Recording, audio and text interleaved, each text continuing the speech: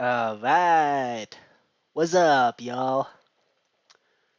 We're going a little early today because today I've got plans and I want to make sure we get them done before at least before the stream ends. It's check day. Audio? I've got. Yep. Okay. Just turning on some music. Okay. Not even once. So, the plan today, we are going to fix Dominos. Because having a broken game on the server is mucho no bueno. And yeah, I managed to pull in EA yet again, making a game that just straight up doesn't work. So, we're fixing it. We're completely revamping it, in fact.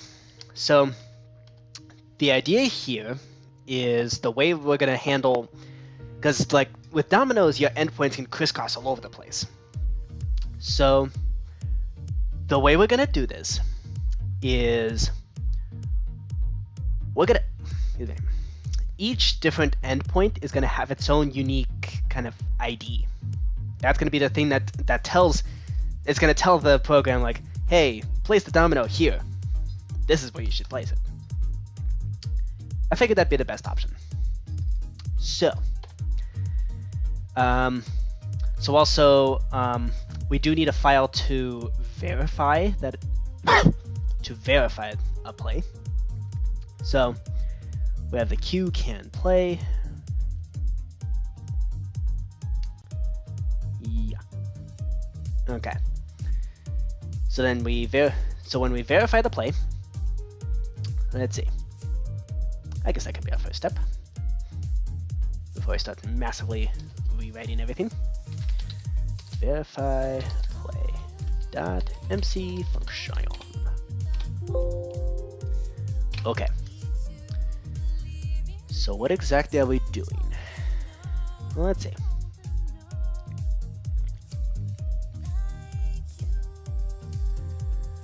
Let's ponder this.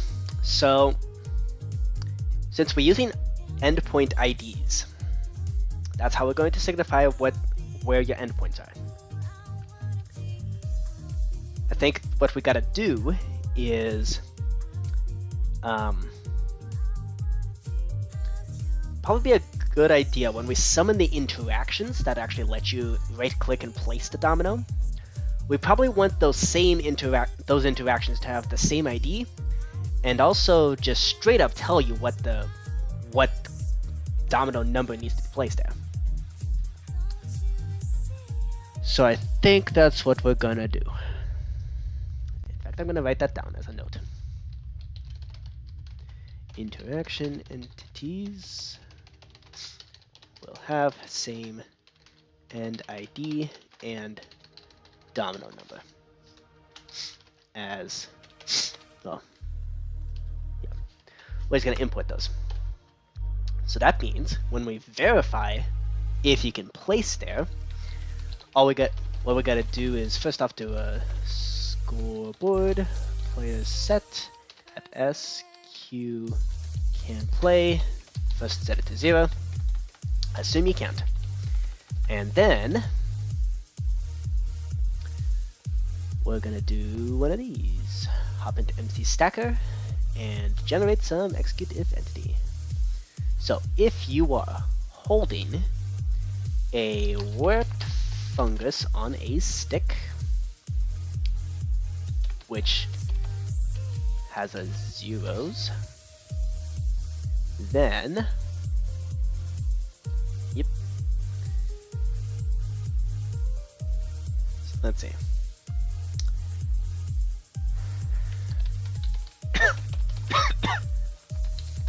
A little under the weather, I'm sorry. Unfortunately. So, if you're holding a 0, and if let's do if entity at E predicate equals dominoes in dimension type equals interaction tag equals add to this, scores equals domino number equals 0. So if you're holding a 0 and you're placing at a point where you're gonna be able to place a 0, then we run scoreboard players set at s q can play to 1. And then we just copy paste this for 12 different things. 1, 2, 3, 4, 5, 6, 7, 8, 9, 10, 11, 12. Badim. Kablam. There's 11. So this should be sufficient to actually, and I don't really see any possible issues with this. Because even if you're placing down at doubles, you still need to place that where you have a valid endpoint. So I'm pretty sure these are the only possibilities. It's a very restrictive game. It's kind of interesting. Much more restricted than Dominos. But, not Dominos. Uno. Much more restricted. Okay. And I think that does it. Okay. So we can now verify that we're allowed to play there. So let's see.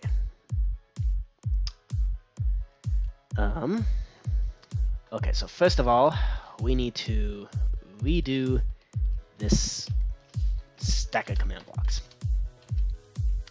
Yeah. This right here is garbage. Ain't happening. So we do that. Yep.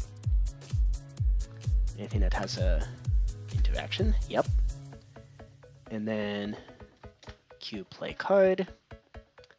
Remove the data from the interaction. Remove the add to this. Show possible moves. Yeah. And then glowing. Say it's your turn. Show interactions. And I think this can actually just straight up go away. We don't need it. Because the interactions are going to be placed. So it's no longer going to be based on what the player is holding. The interactions are just going to be there. I think that's the best way to do this. Holy smokes, the chat's blowing up. Yep. Yep. Because we can't detect if we can't really detect if a player scrolled off of whatever you're holding to a different item. So the way we're going to deal with that is by not bothering. Holy smokes. Bruh. Shut up. Group chat. Okay. So we just straight up don't need that. Okay. Let's get to showing the possible moves. So let's see. Okay, this is good. If nobody's holding a domino, then kill all the ghosts.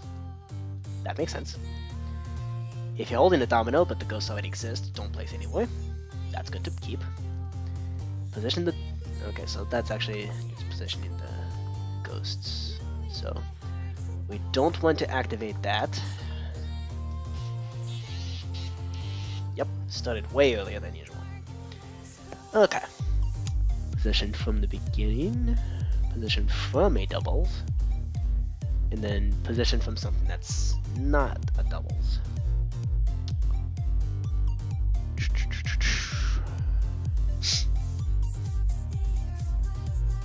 What's up, Snowing? Started a little earlier than usual. But that's because I just can't stand having a broken game on the Card Game Hub. And Dominos is a very broken game. That just doesn't fly. We gotta fix that. So I figured might as well get started early. Okay, so let's think through this. How do we do this?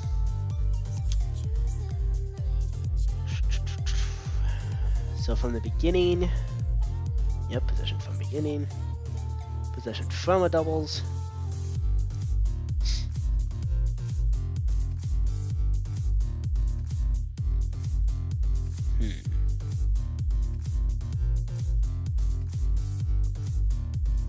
Okay.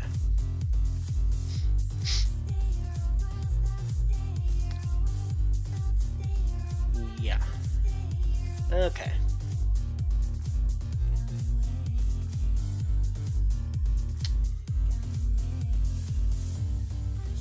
Okay.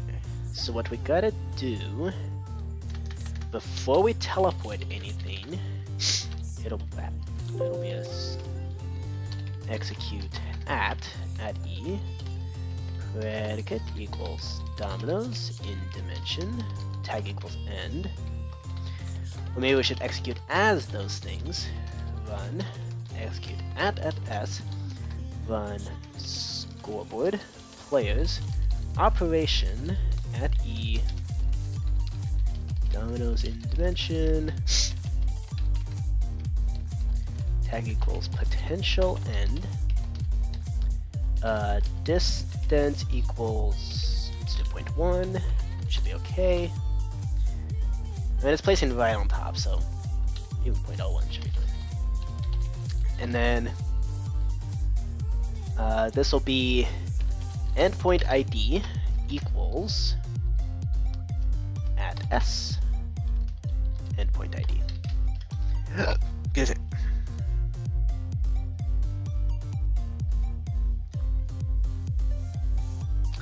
Yeah. Yep. Okay. And we did call that endpoint ID, correct? Yes, we did. Okay. So that means each of those things that'll, the question mark dominoes that are going to display, they're going to import their endpoint IDs from wherever you're trying to place them from.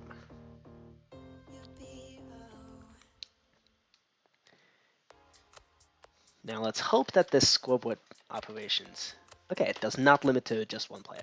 Good. Okay. We're saved then. Yep. Because we can just do that.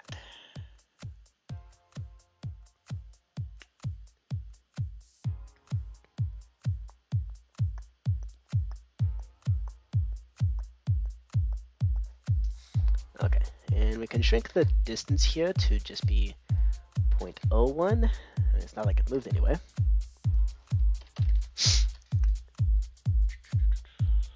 Yep. Okay. Right then. So then we're going to have different behaviors for whether you're doubles or if you're beginning. But all of them are just going to input their endpoint IDs.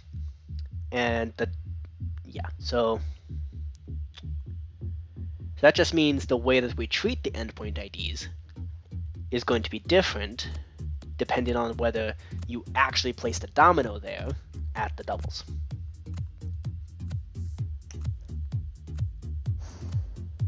Yeah.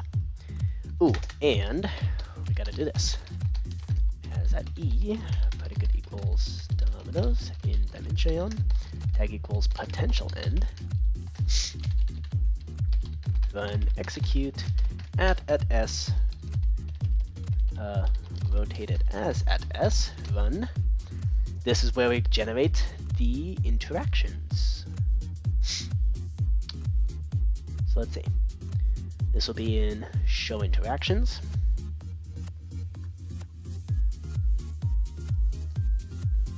Yep, right there. And I don't think it's anything.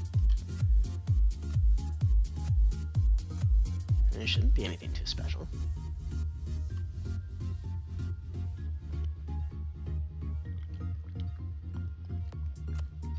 Should be able to just do that. We don't need these fancy tags. And then, oh crap. how do we actually import the interaction data?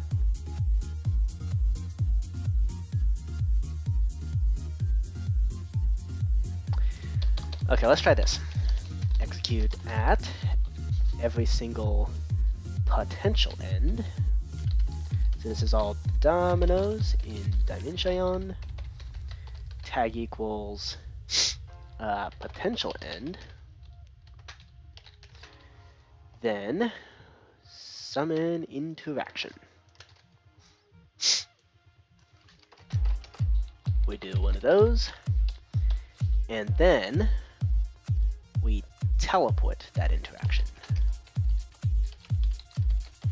So we do predicate equals Dominos in dimension, type equals interaction, tag equals potential end, and this will be distance equals 0.01.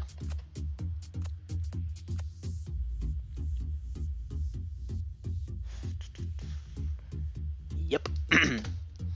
And in between here, we do exactly the same command.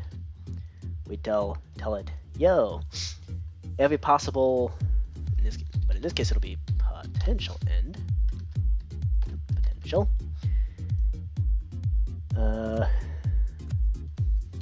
Type equals interaction. Yep. Input the same endpoint IDs. Okay.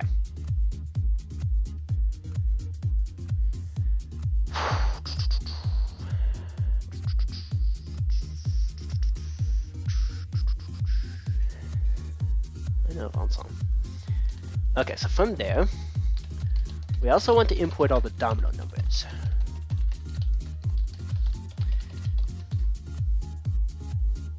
So that just means we gotta do one of these, but for domino number.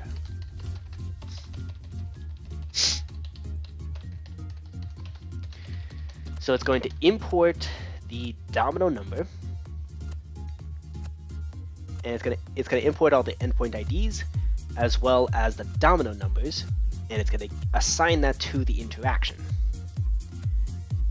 which is exactly what we're looking for.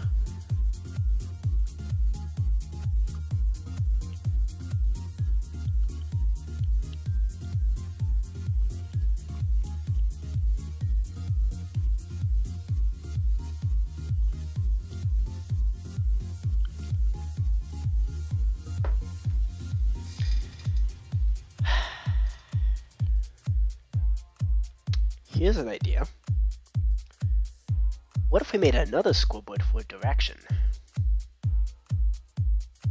That way we can do like a straight left to right backwards, and we assign those scores to that. Would that make things easier? Excuse me. I think it will. Good.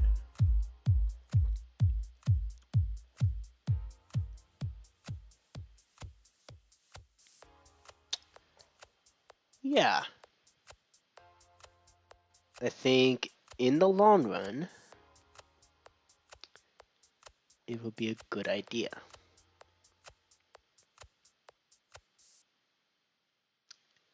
Because from there, based on how we do the interactions,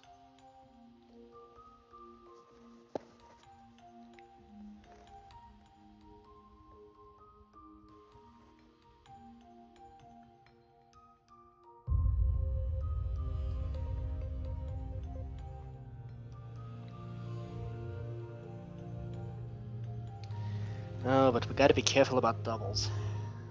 Well, actually, that's exactly how we are going to be careful about doubles. Let's do that. So when we verify that you're allowed to play there, that'll be up here. We're going to do if entity doubles when B. So if you're holding it doubles and then the entity here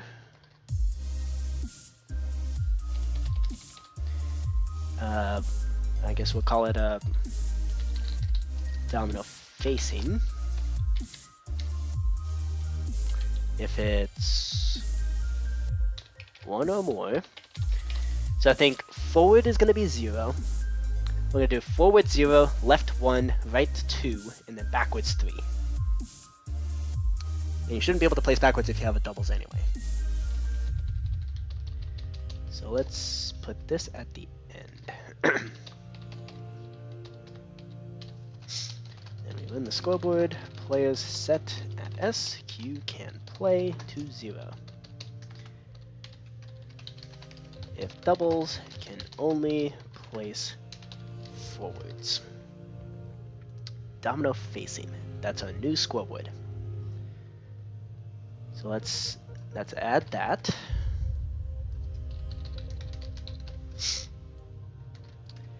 Add that to here, and then also add it to a cleanup list. Remove domino facing.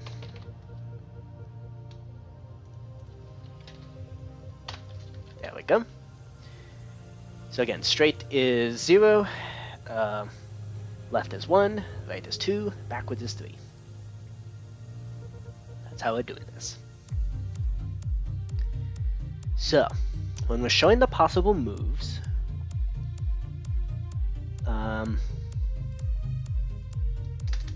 we're going to want to do this. Scoreboard players set at E. Predicate equals dominoes in dimension. Tag equals potential straight. Domino facing. Set that to 0. And then if we do potential left, that'll be direction 1. Do potential right, that's direction 2. And then potential backwards, that's direction 3. And then when we summon the interactions, we will also want to import the domino facing. There we go. Okay.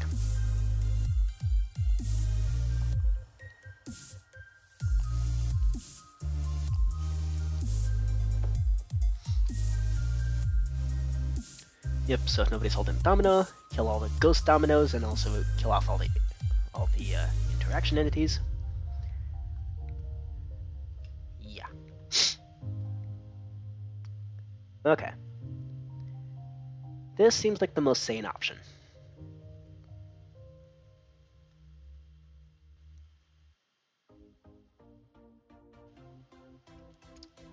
Yep. Yep. Okay. This might totally not work, by the way. Not 100% shown how to test that, though.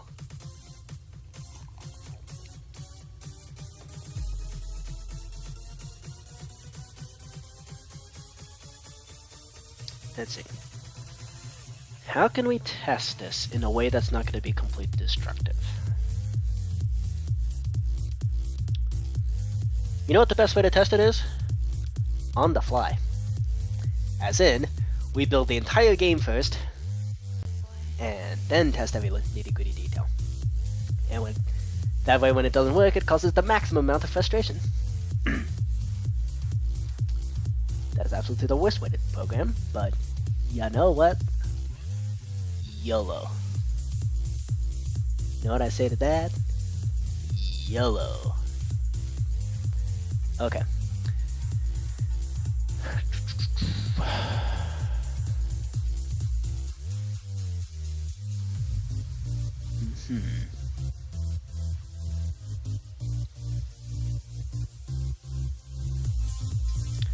Okay.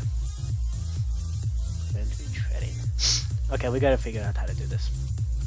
So, positioning from the beginning. Here we're acting as the actual endpoint that is the beginning. So let's see.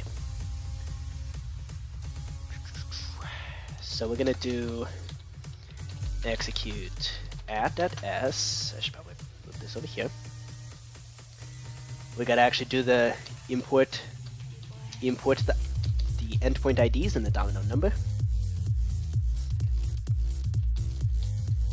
Okay.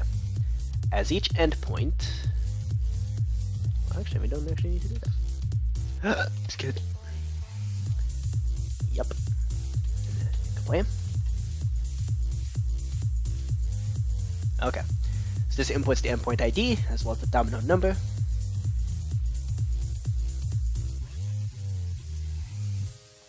I think in fact, I think we could just do all the teleports at the very end.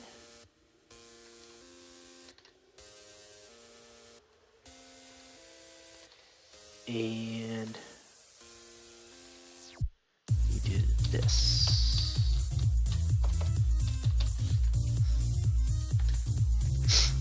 There we go. There's the domino number, and here's the endpoint ID. Okay. So it's going to summon all the ghost dominoes with all their special tags. And we do that. And then we also got to do this.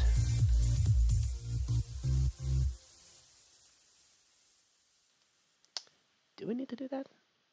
Nah, I think we're good. Okay. So that does the teleportation. Prevent retreading.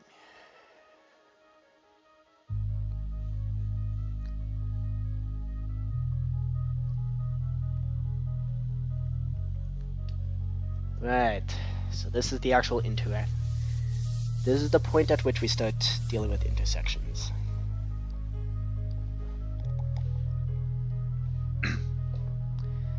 So I tried to detect how often it's retreading.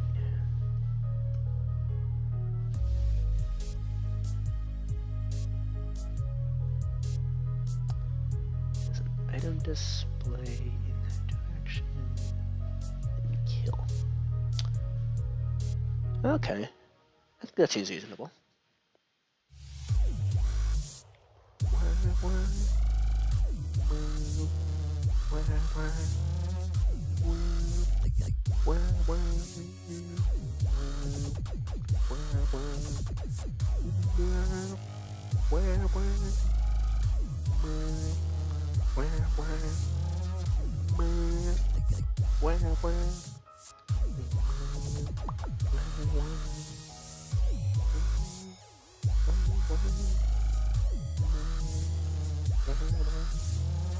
Okay, I think that's fine.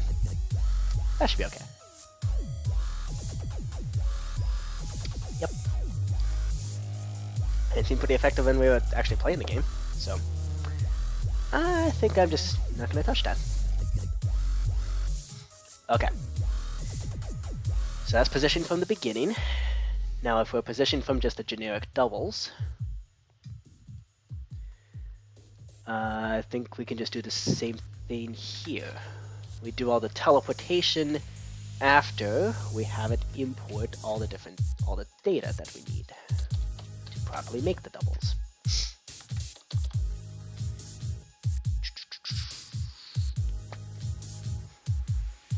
Okay. Position from the beginning.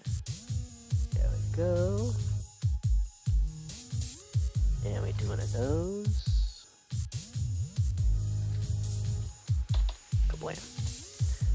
Okay.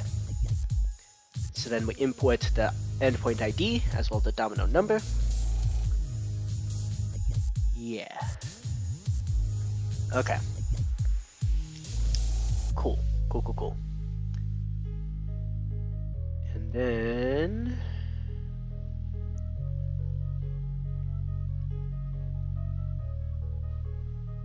I'm going to detect if you can retread. And if you can't make an intersection, then just kill it off as an endpoint. Yeah. Okay, again, this seemed to work pretty well when we were actually playing the game. Almost a little too well. So I'm just gonna do that. Okay, Register players, that works just fine. Rotate players, that works just fine. Everything else works just fine. The biggest trouble is actually placing the dominoes. So I think we have all the ideas for how to put potential dominoes. Let's test it. Okay. Eek. Ah! Did not mean to push that. Stupid flag.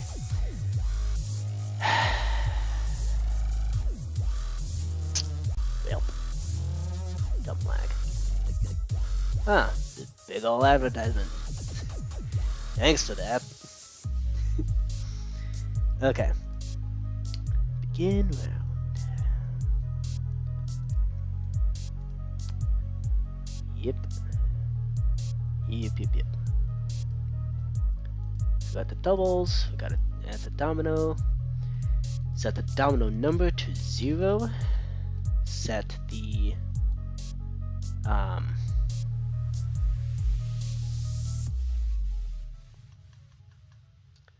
we don't really care which way an endpoint is facing. But markedly.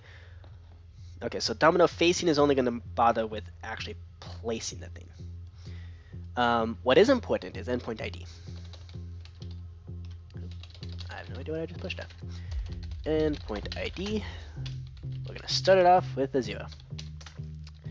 And we're also going to do scoreboard players set Q all ID endpoint ID to 1. So that way when we create a new endpoint, it's going to go, it's going to always pick the next one up from that. We allow the draw, decide on the first player. We had to pick a random person with a 0. Yeah. Well, completely random if nobody has a 0. Excuse me.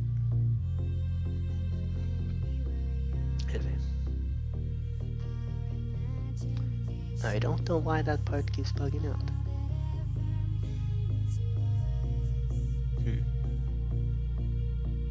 Very strange. Okay, so then we activate the game by placing the thing to activate the command blocks.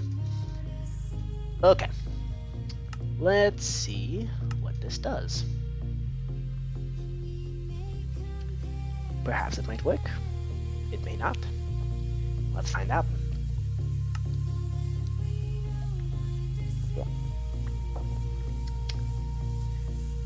Okay, so if we can get the potential things to import properly, that's going to be a game changer.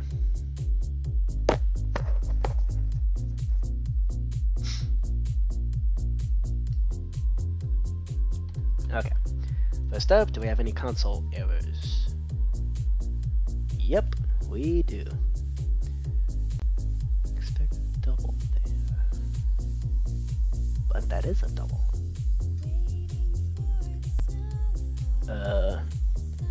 Okay, so that's line 61.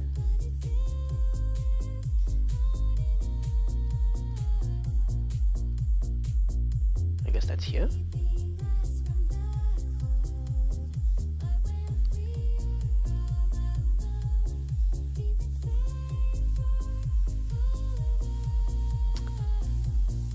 Oh, I see what's going on here. I derped. That's what happened. Okay.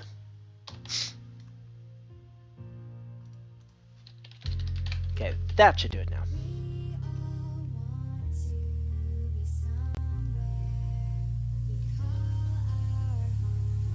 Excellent. Okay. Now, begin round.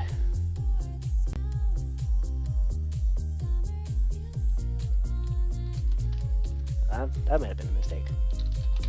Where are my tags? Okay. Excellent. Let's see. Okay. Let's check this. So, We're going to do execute as at E. Just anything that's not a player. Give me your tags. Where do we have text displays?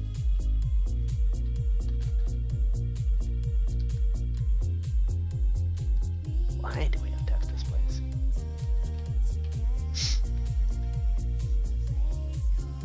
What text displays are going on in here? There shouldn't be any.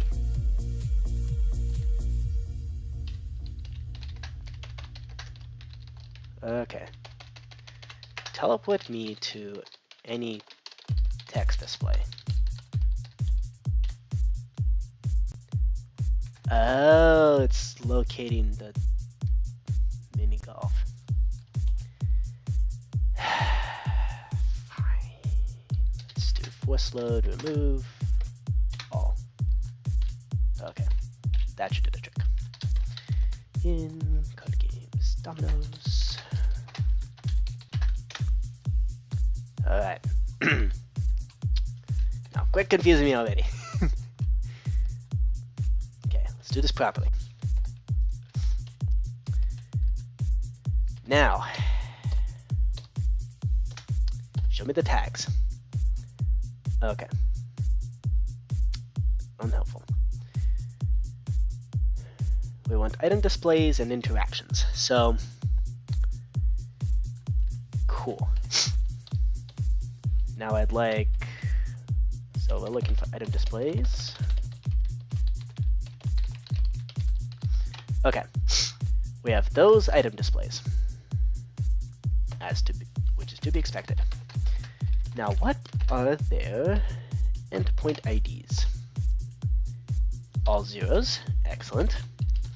How about domino facing? I can't tell which is which. But the fact that they're all different indicates that it's probably all worked as it should. Yes.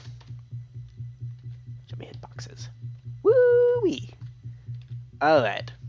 And we only have 12 entities, so no weird buildup of entities. Yay! Okay, huge improvements. And they immediately wipe out as soon as I select something else. Sweet! Okay.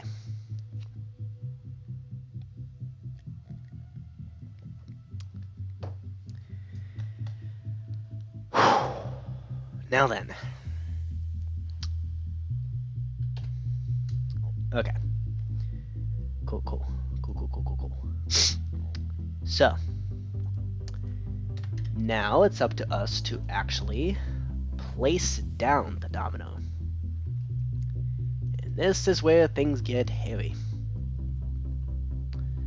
So first we create the... Okay, so if you're holding a doubles, you're going to be positioning like a doubles. If you're not holding a doubles, you're positioning like a non-doubles. Okay. And I think... What do those each do, actually? Oh, there's also a good chance to test this. No! Bruh. Excuse me, what?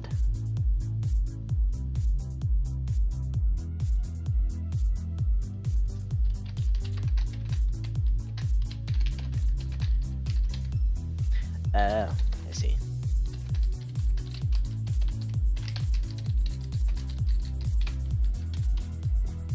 Okay. You can't play that there. Good. Okay. That's a little concerning that we're not seeing. Oh. Because we didn't set this. Okay. Scoreboard players set. What's up, CJ? Well, I'm finally fixing dominoes. Now that I finally have the okay, so this should be domino 6 because that's the 6 facing outwards, Yeah, I finally got fed up with having a broken game in the card game hub. Endpoint ID is going to be 1. Okay. What else do I need? Oh, I need to tag.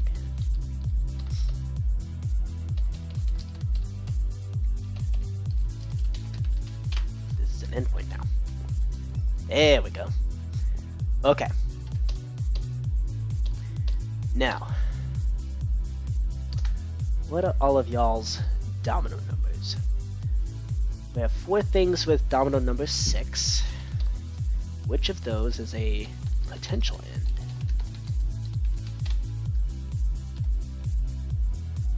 Okay. 3 of them have 0, 3 of them has 6. Okay. Exactly as intended.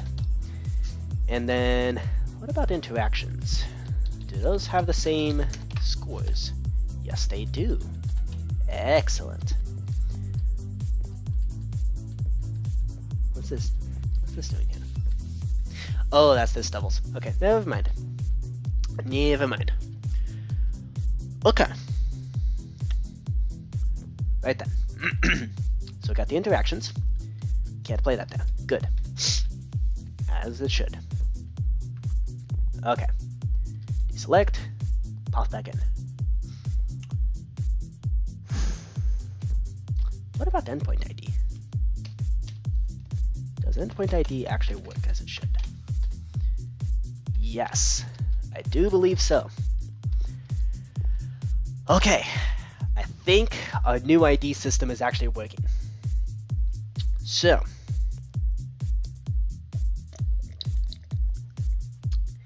here's where we get to the part where we'll soon have a functional game. A properly, fully functional game. So, we do a successful play, at which point we create the domino, or non-doubles.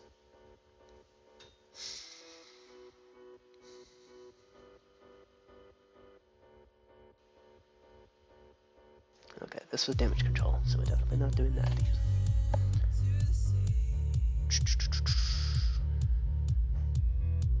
If you run out of dominoes, you end the round. Yep.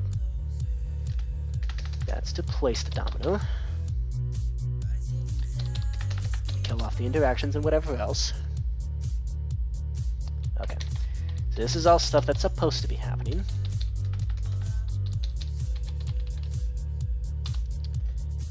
Yep, we probably want to do that.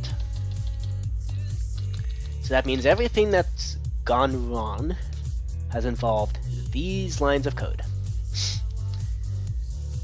And things have been going very, very wrong. So, let's see what we can do about that. These are the troublesome parts.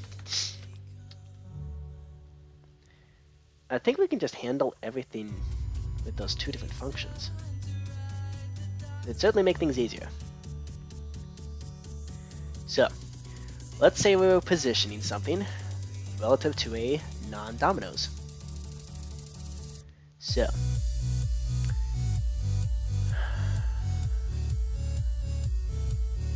right. First of all, we're going to be executing as the interaction. None of that nonsense again. Summon item display there. Let's actually see what this looks like.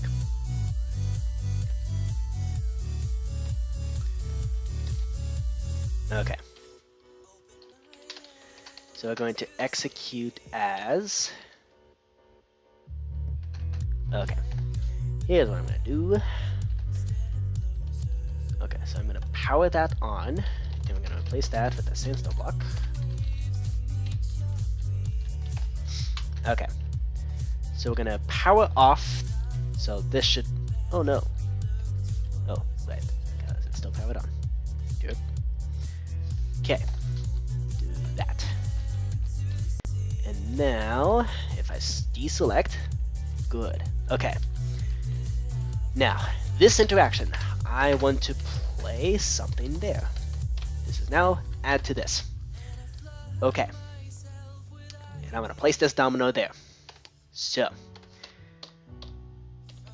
let's see. Let's see what this looks like.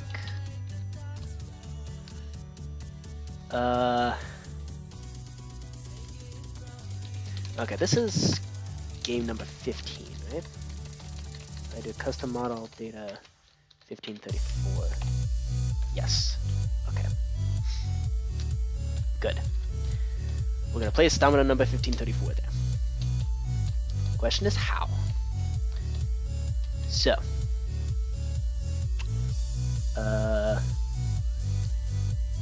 right, we need to summon an item display. This will be slash summon item display. Place in a paper. Excuse me. 1534. Okay, so that's what we gotta put down. Okay. So, we're going to yoink this command. Remove the predicate because we don't need it right now. This will be, and this is where we put the tag. This is tag of custom model data 1534. Okay.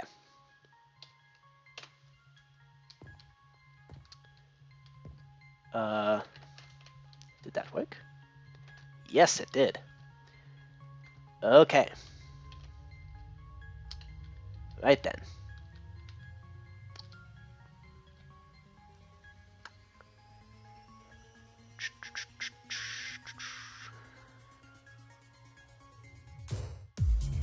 Right. Okay.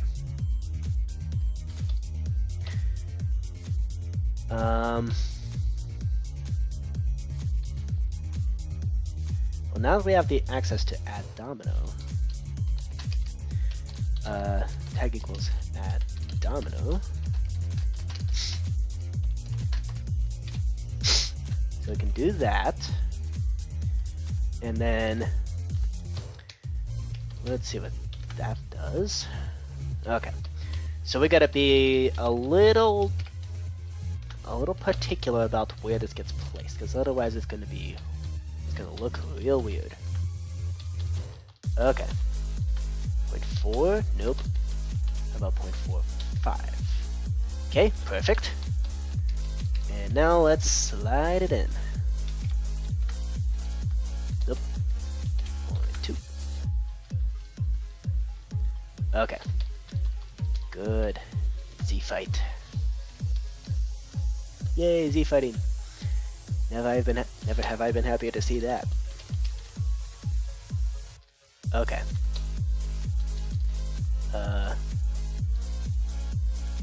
Nope.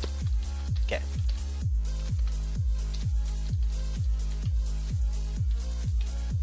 Nope.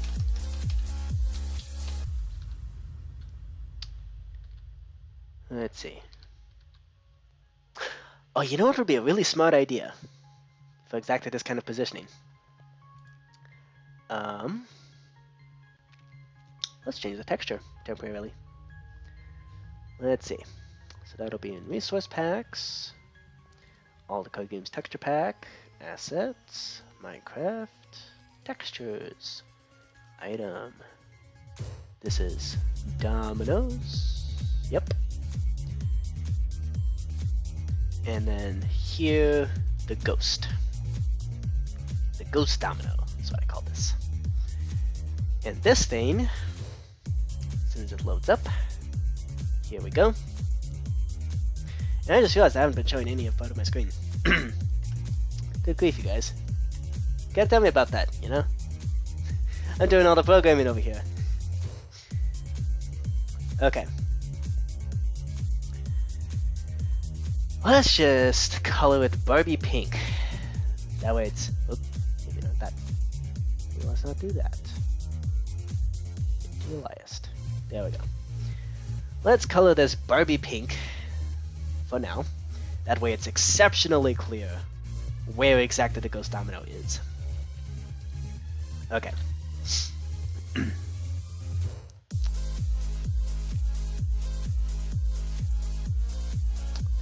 Okay. Here we go. So let's see. Would it actually know the difference? Yes, it will. Excellent. Okay. So there's all the Z fighting, and they directly overlap each other. Excellent. Okay. So this is what's going to make everything work. That's what's going to make everything nice and smooth. Okay. So there's a successful play. Non-doubles. So first we summon the item display. And then... So we don't need to do any of that. Stuff. Okay. Modify entity. Yep. That's exactly what should be happening. And then we can just import all the data. Because this is not a doubles, we can import. Okay, so this is important. Figuring out the domino number. So this is add domino.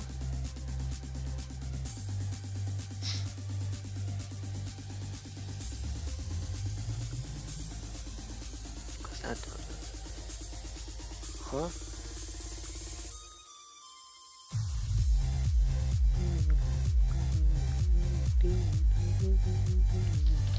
How about add to this? I mean, we're assigning the interaction, the domino number thing, so why not? Let's abuse the heck out of that. Okay. Add domino. What exactly does that do? Oh, it flips it around. Okay. That's important. And then assign the domino to flip whatever was lined up with the already positioned domino. This is not going to be referencing the endpoint. This is going to be referencing add to this. It's going to be sort equals nearest. Yep. So we're not bothering with endpoints or whatever else. And then, okay.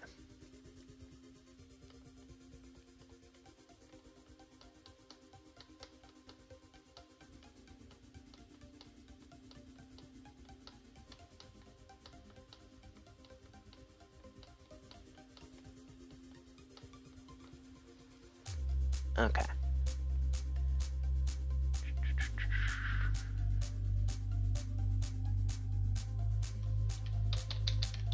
So we can kill that. And we can kill that. So that just imports the data. And then we do execute as add e, predicate equals dom, tag equals add to this, run, and this is where we do the teleport.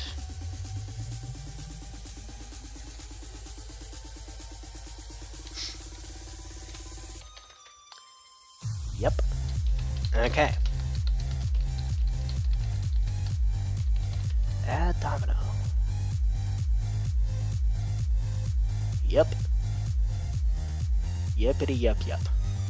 Okay. So over here is where we...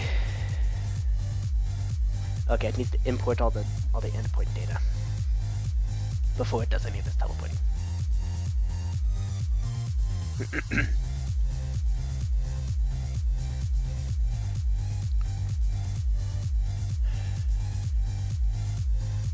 Okay. Let's see here. So, I guess here is where we can do anything that's not Anything that's not an added domino, an endpoint, a beginning, or a doubles, we can reset their domino number. And we can also reset their endpoint ID.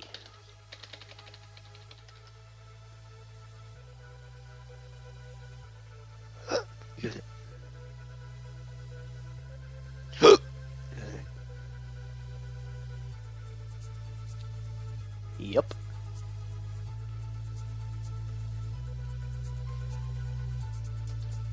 Then we place the endpoint, or we tag it as an endpoint. Okay, so we're definitely not doing any of that.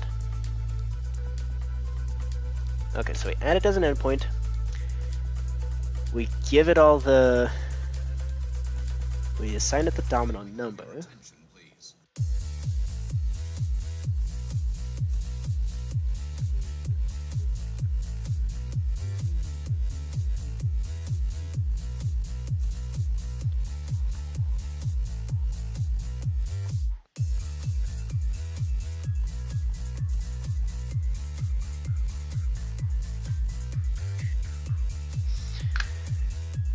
Okay.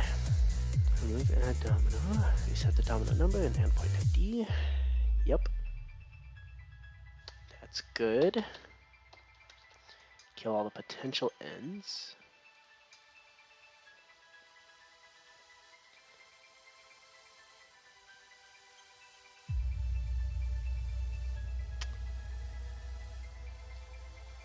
Pretty sure that's redundant. Okay. And then we do cleanup. Right then. So from the non-doubles, okay, we still need to import the endpoint ID. So we're going to do execute at, scoreboard players operation at E, predicate equals dominoes in dimension, tag equals add domino.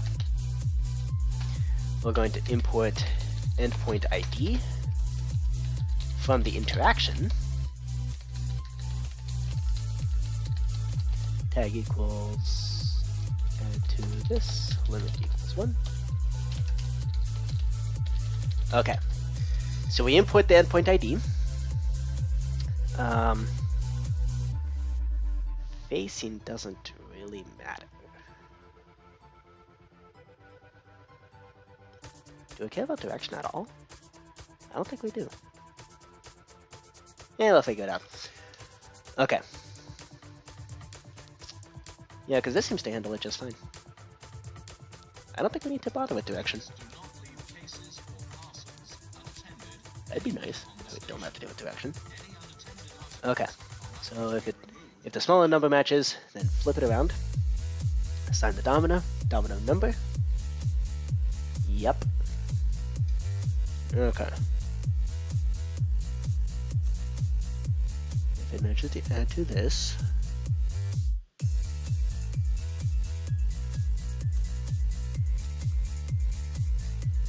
Well, we already know what it's going to be, so I don't think we need to be sweat equals first. Domino number. Okay. And then remove the scoreboard and move domino into position. Then we move the new domino into position. Once we do that, we then end up jumping back out into here, and we add it as an endpoint. We reset the domino numbers everywhere else, as well as the endpoint IDs. We remove the add domino thing.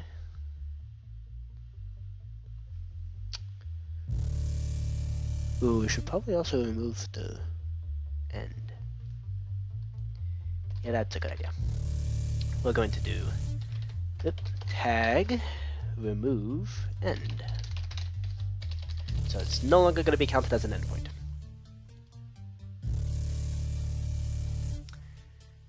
So if you're not an... No, okay. So if you're not an add domino, you're not a beginning and you're not a... Or you're not a doubles. You don't get to be an endpoint. Okay. Right then.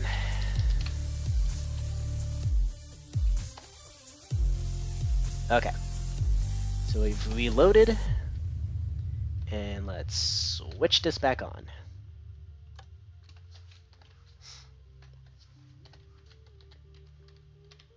Okay. Any errors? No. Okay. Okay, so first off, this isn't technically an endpoint.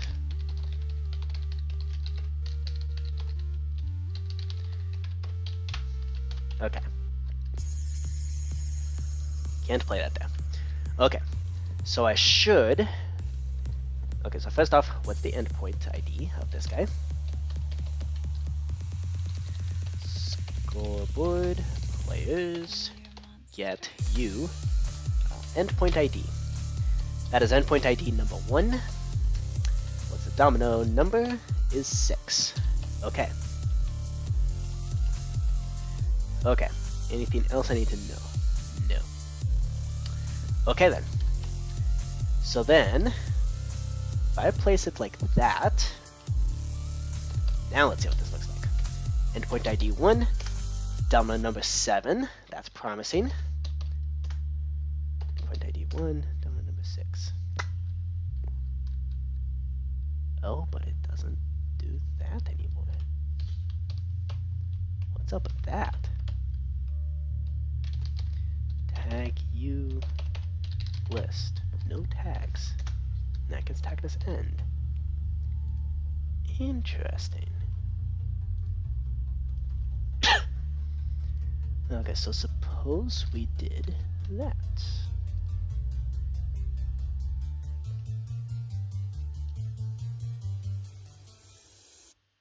I know you're a monster. Then we can do that. Okay.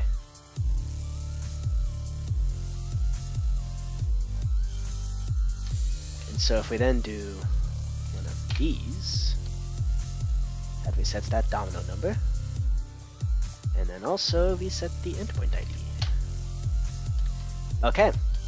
So now this thing is going to have the domino number. Oh. Oh snap. Is that supposed to happen? Okay, domino number 7.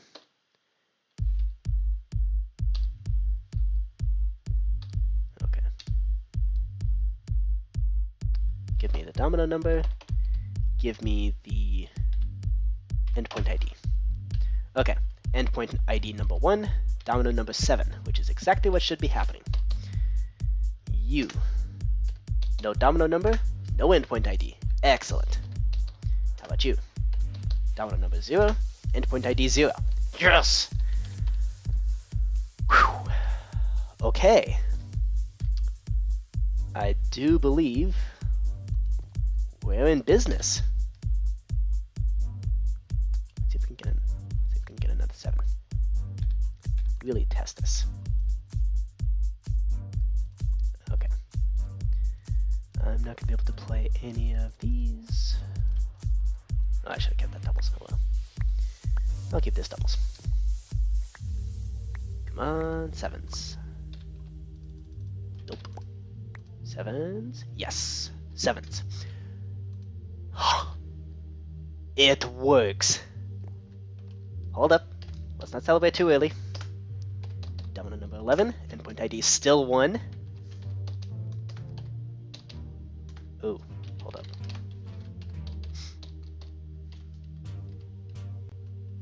Nope. Oh snap. Let's do that. No! Why? No! Why did it do that? Why you do that?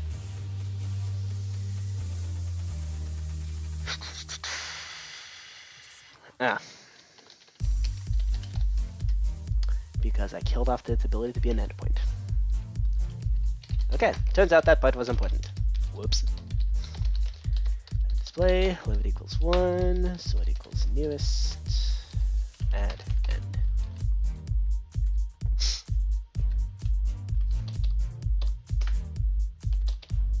No domino number, no endpoint ID. Okay. We're going to set your domino number to 11, and we're going to set your endpoint ID to 1. Okay. There we go. Cool. Cool. I'm curious, what's this endpoint ID going to be? Okay, so domino number 3. What's your endpoint ID? 0. That's a problem. Okay, so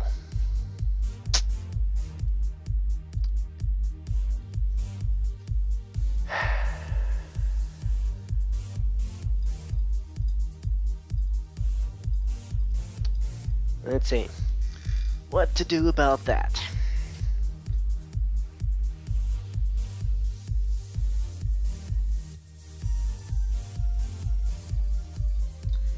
So we need to be able to detect if we're placing something spawning off of a doubles.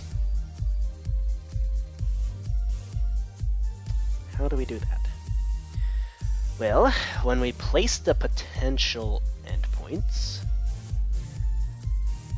so this is positioned from doubles, when we do this, we should have double end, yep. And we shouldn't actually do that. So if you have a double end,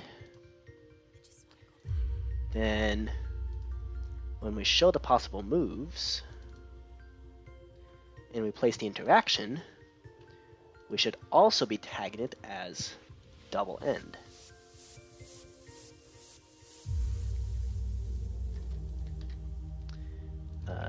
Tag equals double end. Run. We're going to tag add double end. There we go. And that is how we're going to detect. Yeah, that's how we're going to detect that we're placing something from a doubles. Okay.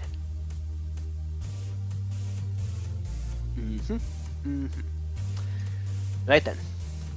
So we're going to do execute unless entity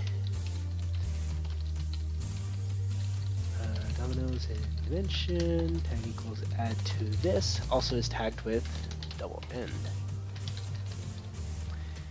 So if you're not placing from a doubles versus not.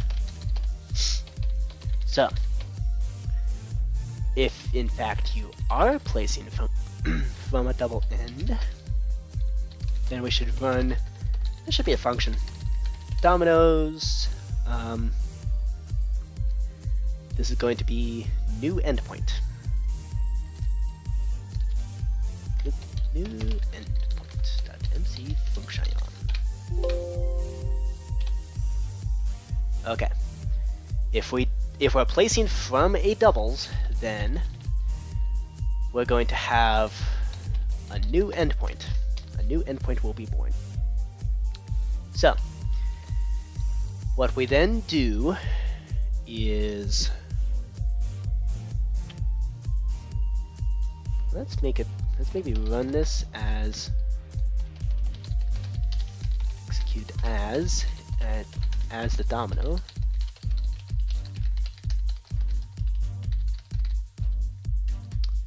Yeah. As the domino that we're placing. So, what we're going to do is we're first going to do a, well, actually it's going to be pretty simple. Scoreboard players operation at S endpoint ID is going to equal Q all ID endpoint ID. Then scoreboard players add q all ID endpoint ID 1. There we go. And yeah, that should do it. A new endpoint is born. Okay. Cool. Cool. So let's see here. I'm pretty sure we can. I'm not gonna be able to get this back, aren't I? Let's just get another 0 and see if this works. Ooh, there's another doubles. Okay, don't need it. Come on, give me another 0. There we go. Here's another 0. Okay. Yeah. So a new endpoint shall be born. Okay, so first let's set this endpoint ID to 2. Let's go with players, get q all ID endpoint ID. Hold up. What did I name this thing?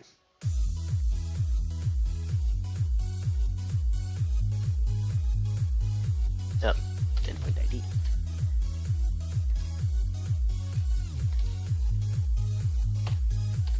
Okay, so that's 2, so that means there should be a 3.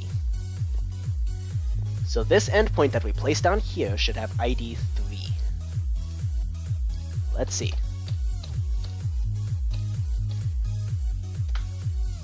Endpoint ID 0. Now, why is that? What's your tag? Uh-huh. You're not actually tagged as an endpoint. Why is that?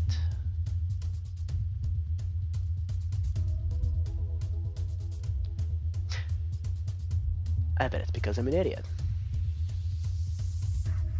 Is it? I bet you it is.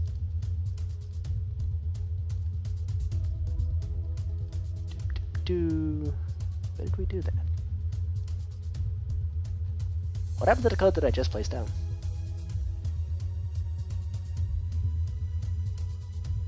Oh, we just need to copy this. Never mind. Okay. When we position from the beginning, we just have 4 different directions, but otherwise, no removing the double end. Okay. Reload. And swipe away. Okay, excellent. Yes! Okay, so you are now tagged as a double end. So if we set the nearby endpoint ID to 3. Okay. So we're gonna put. No!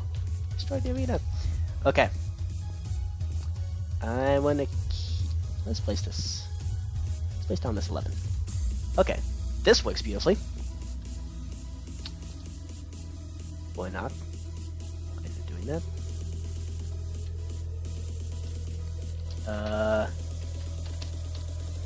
Excuse me. Can I help you, sir?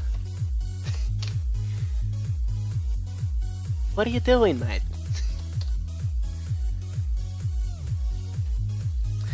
Oh, because I didn't tag it as an endpoint. I didn't remove its ability to be an endpoint.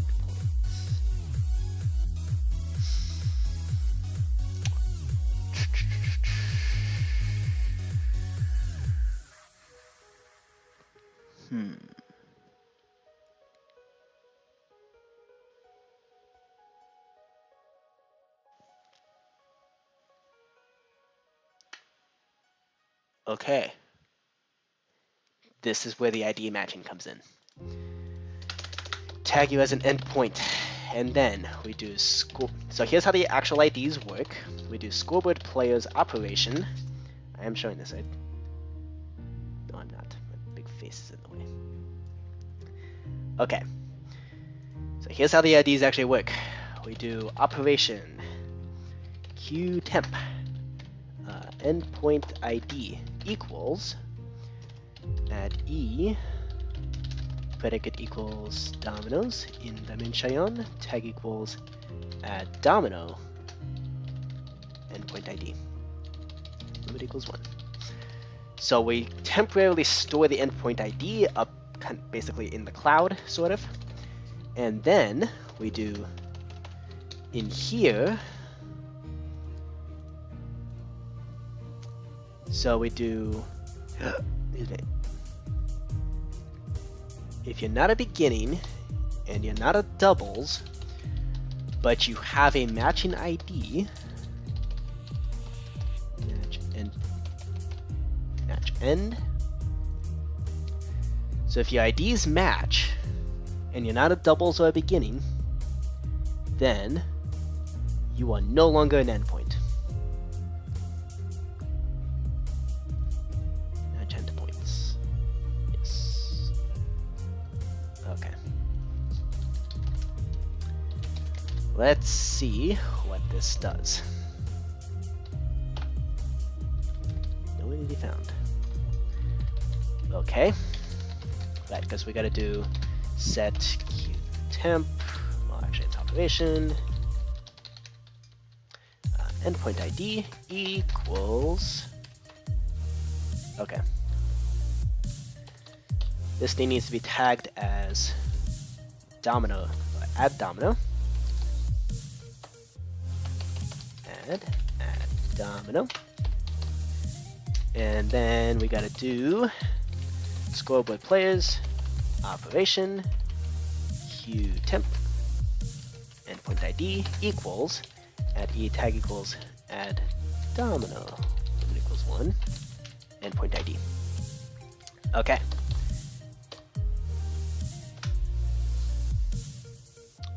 What did that do? Okay. Let's see what this did.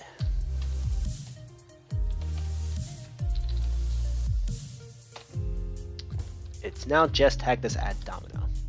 Crap. Actually,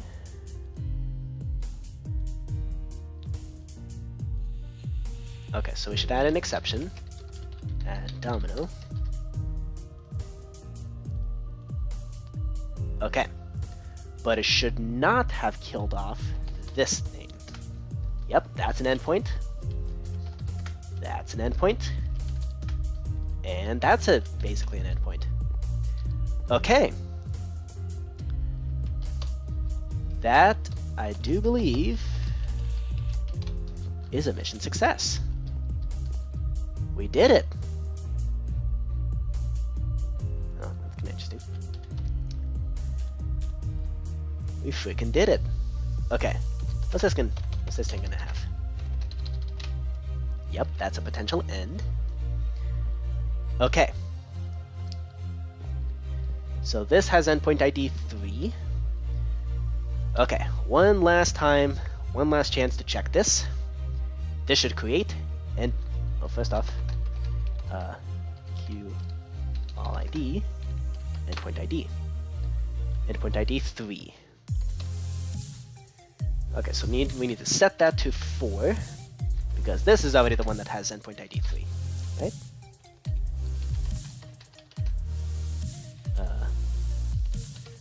Players get at e tab equals item display limit equals 1 so it equals nearest endpoint ID endpoint 3. Yes. Okay. Moment of truth. 3, 2, reload. Okay. Moment of truth.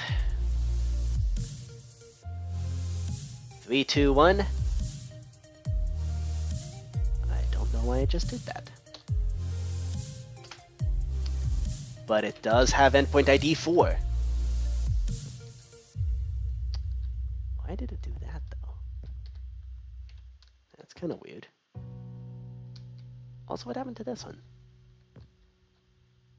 Weird. Okay.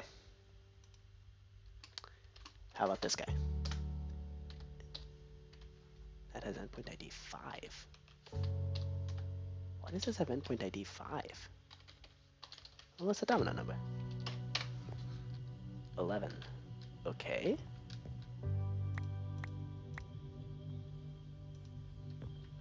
How about now?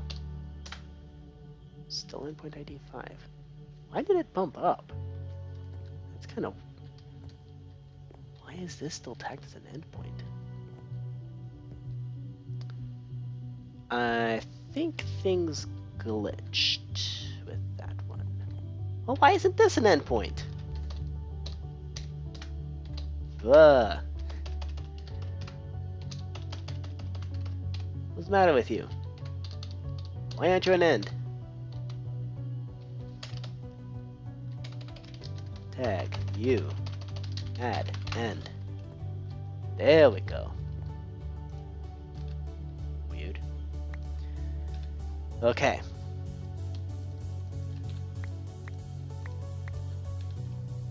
And give me an 11. Or 12. Or 10, I guess. Okay. So this thing has endpoint ID 3 with domino number 10. So if I place this here, endpoint ID 3, domino number 1, as expected, and it reset this. Beautiful. Now what about this guy? Still has an endpoint ID, still has a domino number. What's its tagged as?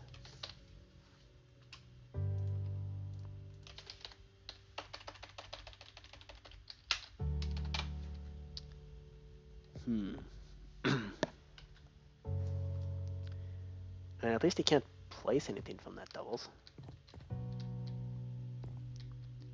So I guess no harm, no foul?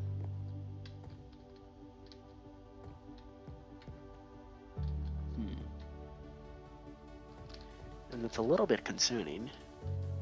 But also it's not going to let me place anything there.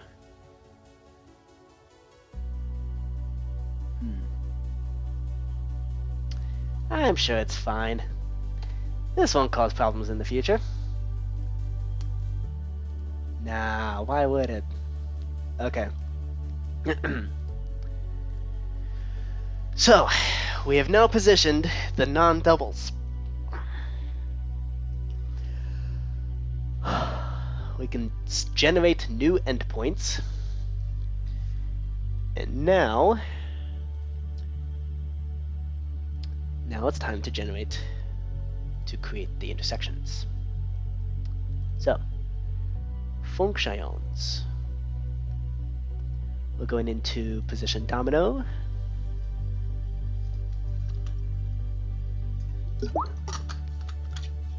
This time we're placing a doubles. So let's do this in a smart way. So, that's the dumbest way to do it.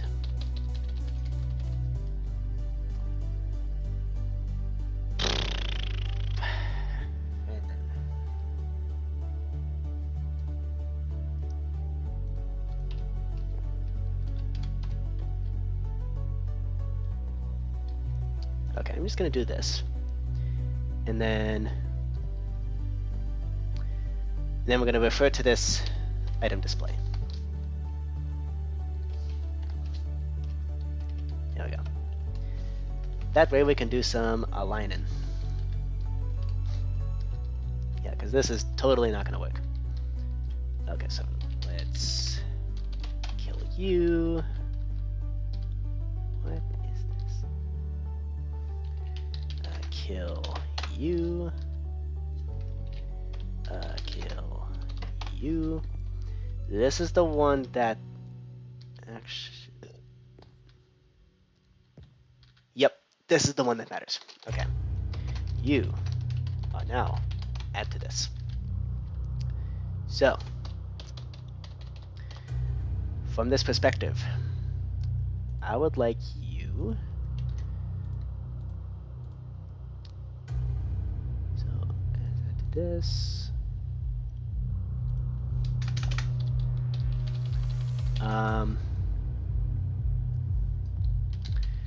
So we're just gonna straight up summon this item display without any special coordinate stuff. At least at first. We do the teleporting at the end. Yep. So from there, okay, so we don't remove endpoint. Instead what we do is we do as the tagged add to this as the interaction entity. We then teleport. Nope. At E, predicate equals Dominos. In dimension, tag equals add domino.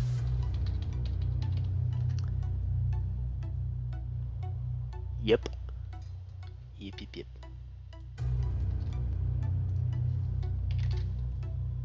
Ah. Oh no. Oh, this is gonna be a big problem. I always have this problem for some reason.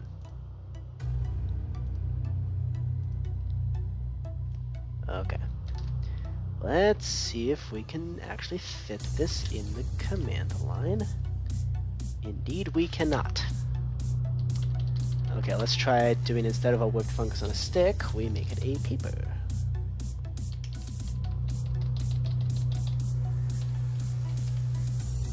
It's absolutely critical that we do this properly. Come on, fit. No! Bastards.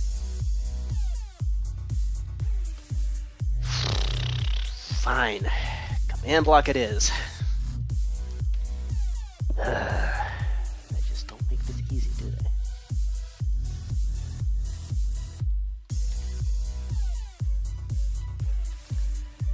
Okay. Yeah, because we still gotta do the tagging, and this is special domino. Okay. Plop that into the command block. Yep.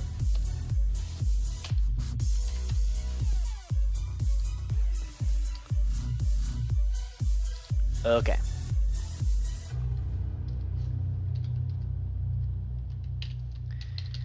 Let's see if we can surgically remove some of these things.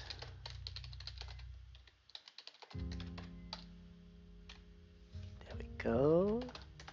There we go. Nice and careful. We don't want to accidentally remove that doubles. Here we go, and there we go. Okay. Now, we're gonna do the same trick that we did when we were generating figuring out where to position stuff, which is we're going to load up this domino, and we're going to color the entire domino Barbie pink. This way we can tell exactly where we're placing. Alright, reload textures.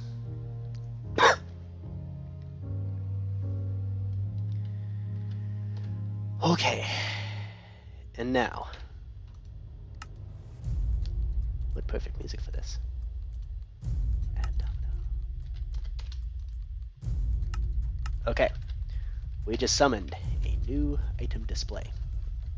So now we do this. Boop, doop, doop.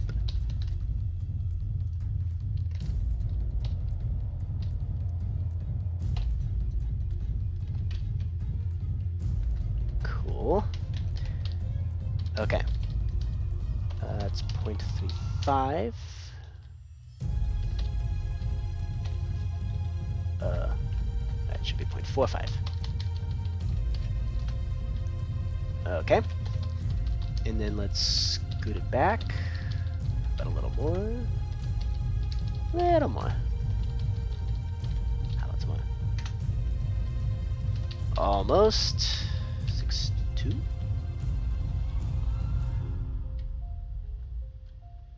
I do believe that's right where it should be. Okay. So those are the fancy coordinates.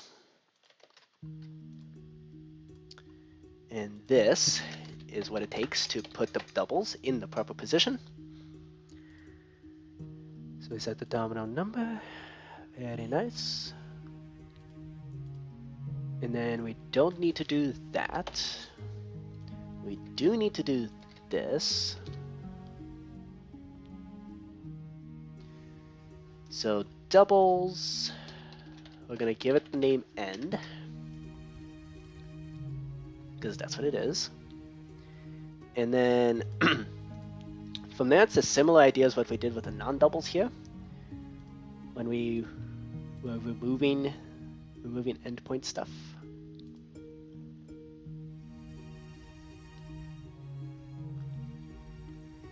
Yeah, so we got to import the endpoint ID.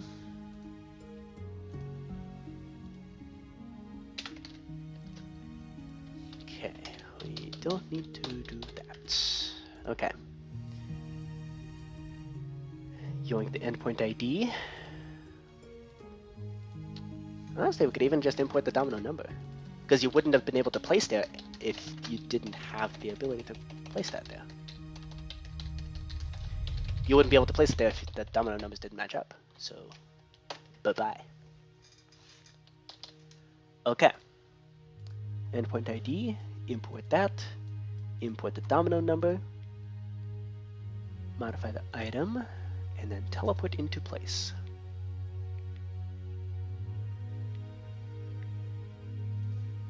Yeah. Okay. Is that what we did with the non-doubles? No, we didn't immediately tag this as an end. Okay. Okay. Alright. Now the question is, can I get this threes? Ah, crap. I cannot.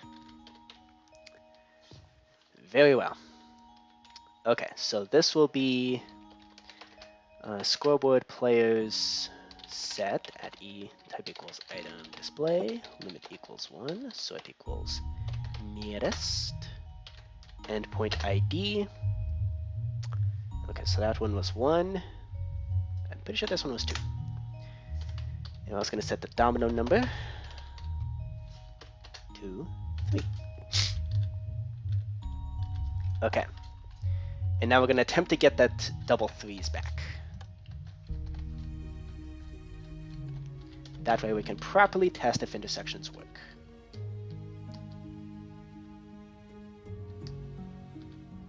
Yeah, I think that's the best approach. Let's see. So, which one is the threes? The double threes. So for that we need to go into models, item, paper.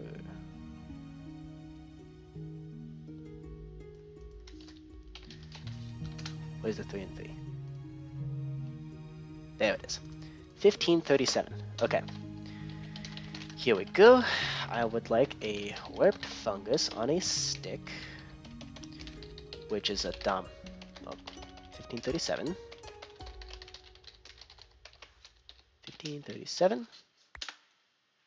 Yep. Okay. That's our bright pink there. This is a domino. This is a doubles. And it's a 3.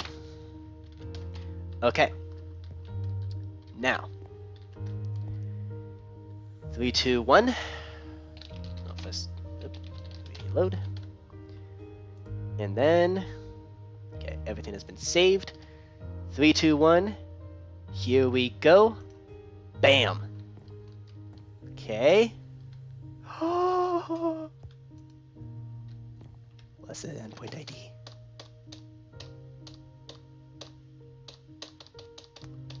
on. What's the endpoint ID? Domino number 3. Endpoint ID 2. Boom. Okay. So now all we need is another 3. That way we can detect. Kind of like that. Okay. This should. How about you tell me what? Endpoint ID 6. Yes! Yes! Holy smokes! Holy smokes! I think this actually works. I do believe this is actually a working game now. Holy smokesies.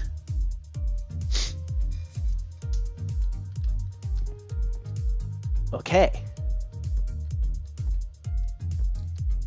Holy moly.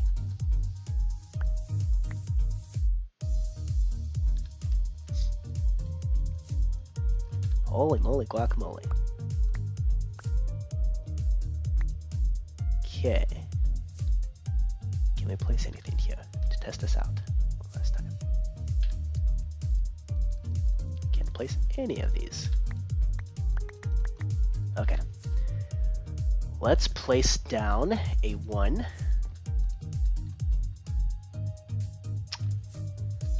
And why isn't this working? That's a 3. Okay. Is this not a 1-5?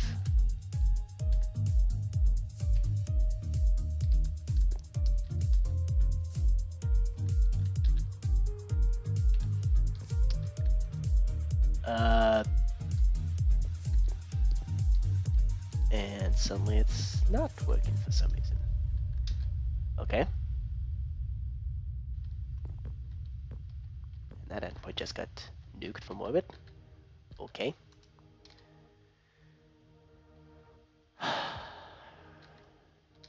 Sweet. Holy smokes, this is so awesome. Okay. Yeah. I do believe.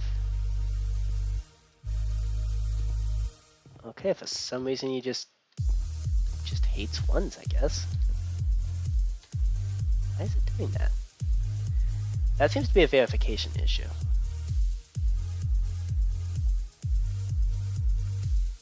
Hello, sir. Can I please verify that I'm playing things?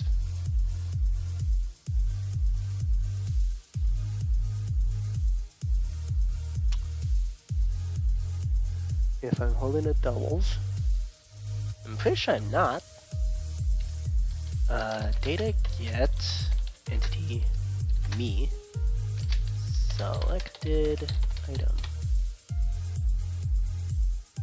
Yeah, it's not a doubles. What's wrong with you?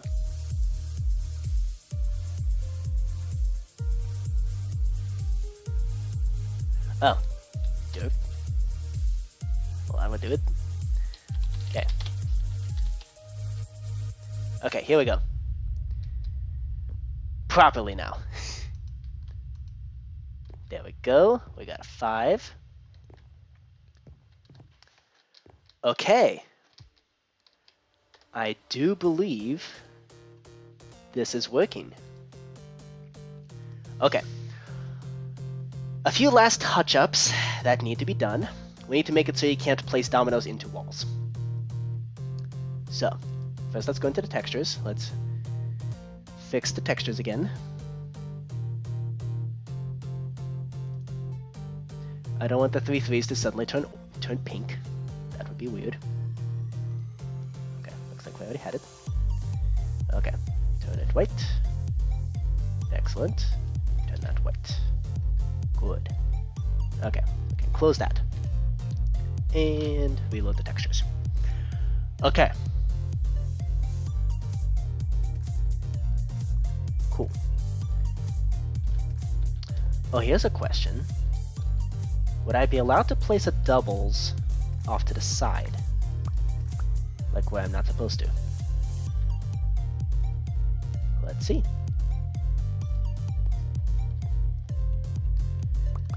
Let's see if we can get into a situation where we can actually place the doubles.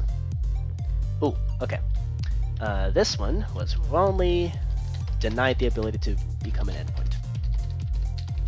Item display, limit equals 1, so it equals nearest endpoint ID to 1. Set the domino number, domino number to 11. And we're going to tag you as an end. Okay. Cool. Yes! Booyah! Okay. We are officially in business. Okay, so 2 little touch-ups that need to be done is, first of all, we need to what's up, G-Day Keshav? Good news! Dominos is working! You showed up just in time. Okay. So what we need to do is make sure you can't place a domino into a wall. Yakaha. What's up? So, yeah. So we need to make sure dominoes can't be placed into walls. And then... And we just gotta do a big test. Yeah. Yep. That is all we have to do. Okay. So I think we can just close all of these. Okay.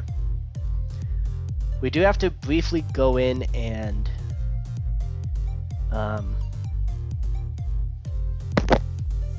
sorry. Okay, so when we end the round, we celebrate that, hey, you win. You get fireworks for the person who got the minimum. And then wipe out the board, reset the game. Remove your turn, remove winner, clear all the items. We kill all interactions, we kill all item displays, and then we also gotta reset. Actually, that's just gonna be done when we play the game again. Yeah, I think we're good there. Okay. So when we do a play card, okay, so direction does matter. Yeah, we kind of depend on direction in order to decide where to place the doubles. So, okay, it has a use.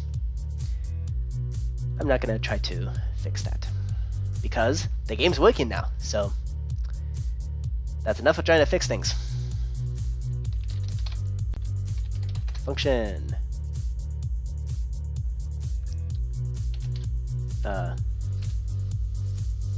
You know what? I should place this in an ender chest.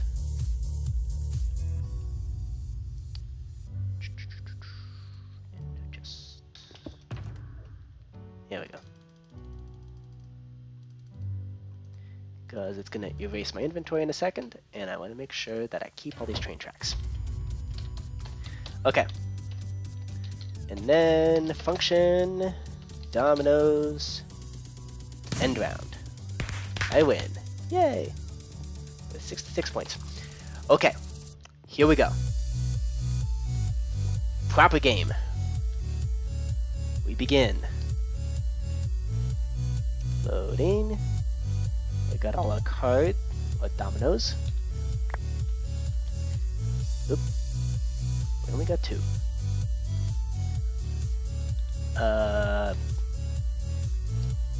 Why did we only get 2?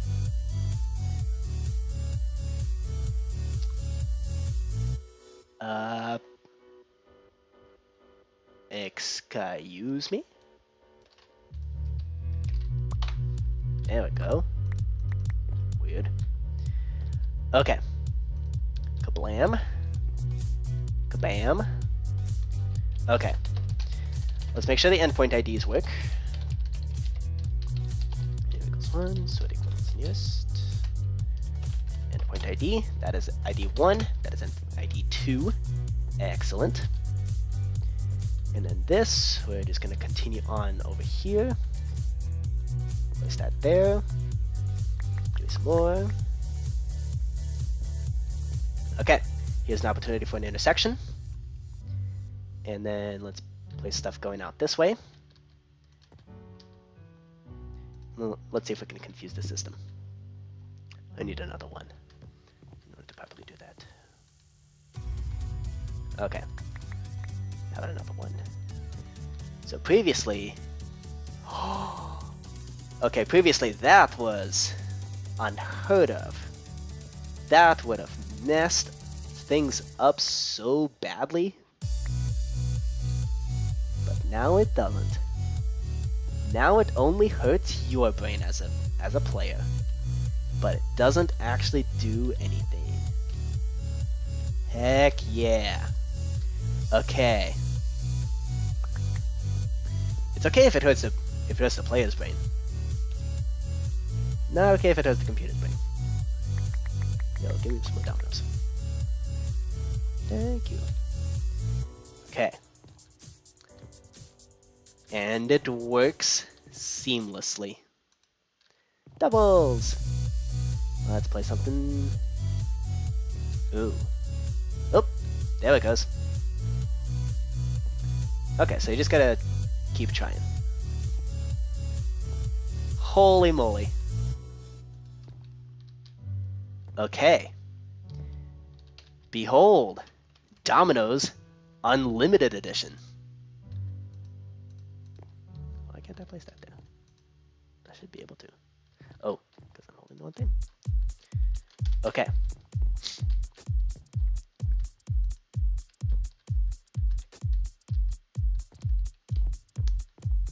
So the question is there an interaction? Yes, there is. Okay.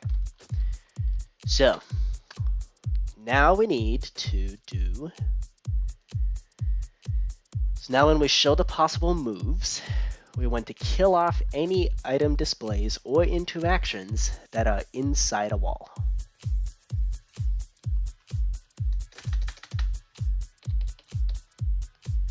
How do we do that before? I'm actually not sure. This is the one thing that I'm actually taking from the previous version. Because everything else was a big steaming pile of hot, stinky garbage. Okay, show potential moves. Show possible moves. Yep, garbage. Position from beginning. Okay.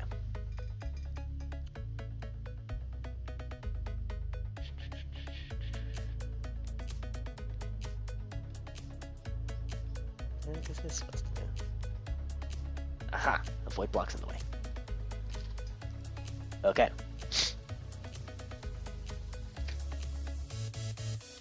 Yes. So now, you should no longer be able to place things inside walls. And indeed you're not. Excellent. This should still place fine though.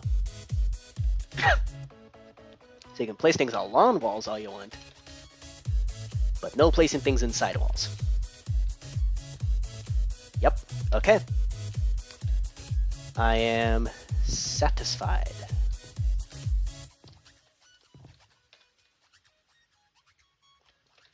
Okay. I am now convinced that this works. Ooh, that could have been interesting.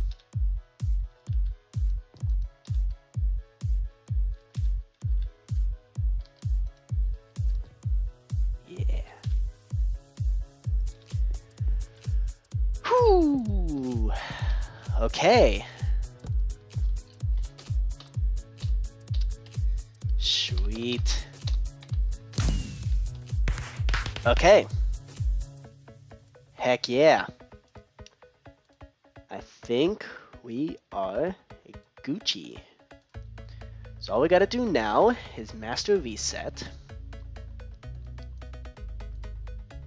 reset queue temp, and also reset queue all ID.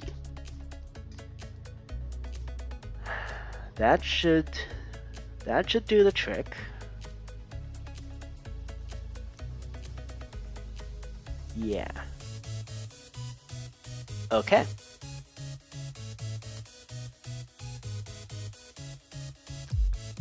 Excellent. Okay. I am happy. This is a good game. Officially. At long last.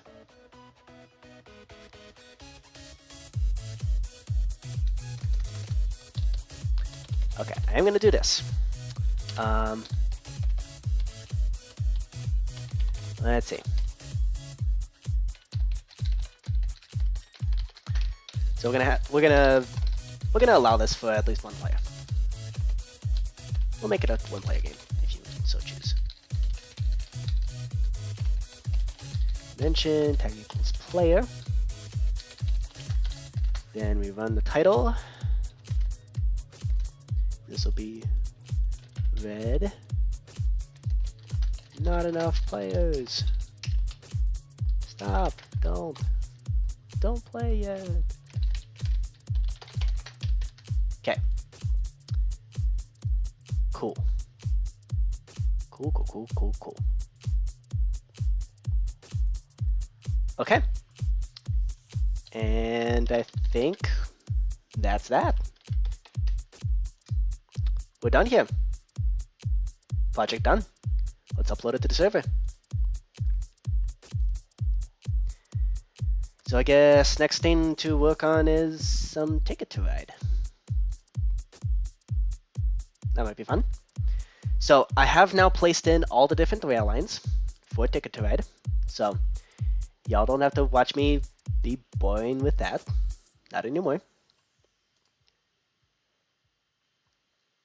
Okay. In fact, let's call this one Dominos 2.0. Yay! You get to watch some Ticket to Ride. Okay. So this is now Dominos 2.0. Dominos, get out of here. You broken game. New game.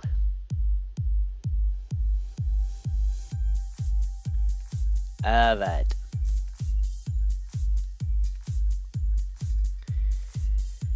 And CJ, if you're able to play some Minecraft, why don't you hop on and join? Booting up the server now. I'm gonna take a quick bathroom break, and then let's play some games.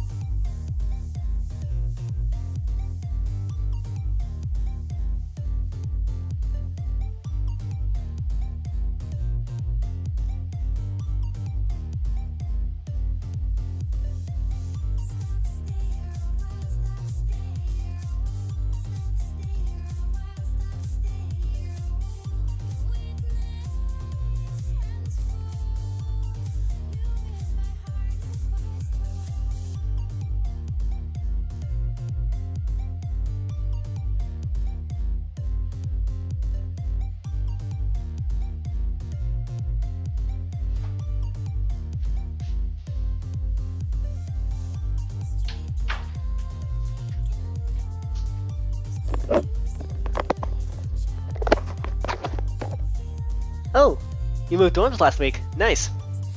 Oh, so by the way, new development. I got a skirt. This is known as a maxi skirt. So it's it's not gonna. So I figured out what went wrong last time I wore a skirt or like a bottom piece like this. Mom's dresses are very heavy, and they're also very long, which even for mom, they're long even for me. So that's why I kept tripping over myself as I was going up steps and whatnot. Connection reset. I am in 1.20.2. So with this, so first of all, check out this pattern. It's amazing. It's got all sorts of fractals and stuff. Like this is like exactly.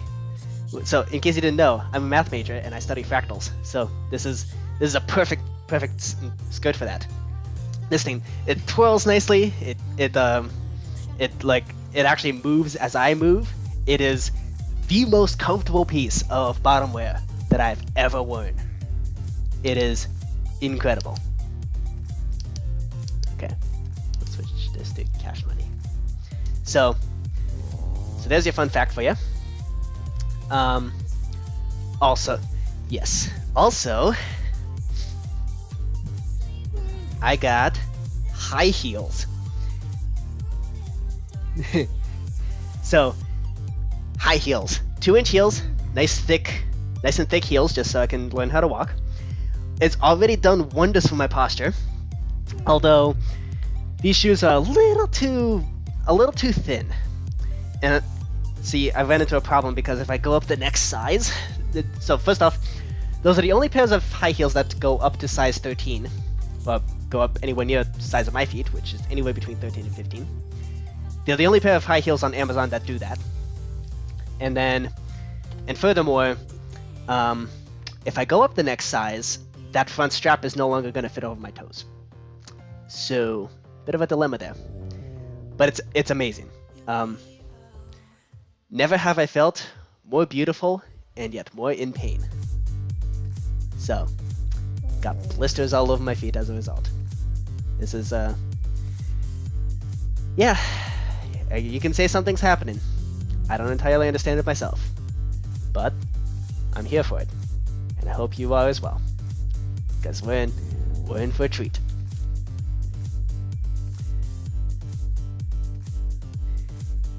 Yeah. Yup, I got myself heels. Nice high heels. See, I got them to fix my posture because I slouch a lot. Like, yeah, my walking and like when I'm walking and stuff, like it's it's awful. But yeah, it's amazing what an extra 2 inches of height does to your worldview, and which in reality turns into more of 3 or 4 inches height because I slouch so much. Which you can't do in heels. You physically cannot do it. It's not a balance issue. It's just you just straight up can't. your spine just does not bend that way when you're wearing heels like that, which is kind of interesting. And so, interestingly, going downstairs is actually pretty easy. Going downhill is just pain because your feet are constantly going downhill anyway, so going downhill on top of that causes all sorts of weird pain. Going upstairs is surprisingly dangerous. Like there's all sorts of potential for issues with going upstairs. Oh yeah. So and if you're looking for high heels in large sizes, you got Amazon's got them in exactly one style, which is that one that I just showed you. Good luck getting anything else. Yeah. Oh good, got despawned. Okay, we can turn off Uno and Scat. Somebody's been over here flipping switches. Alright, and Dominos. Currently not functional, currently very much functional. Get out of here, bug report book. We're playing Dominos. Oop, hold up. Gotta change this sign. approved for 1 to 13 players. Oh yeah, size 9. You got plenty of options.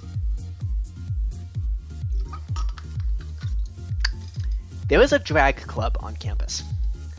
I'm hoping they can get me in touch with somebody who can, well, either they can or find somebody to get in touch with who knows how to do, knows where to get heals in larger than usual sizes. Oh, good.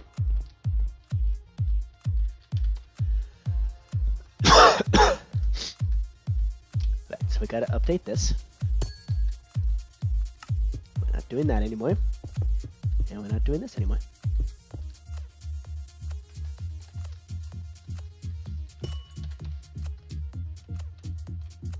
Alright. We're placing. We're doing good.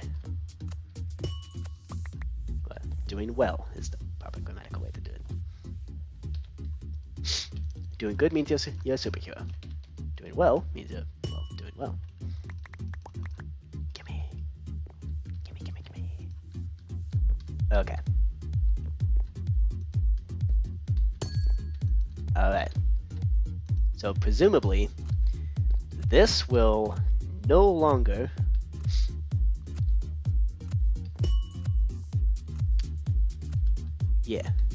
no longer will endpoints confuse the game. What's up? Third floor.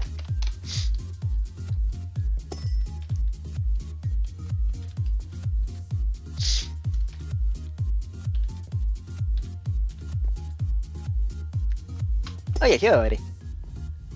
What's up? Shall we play?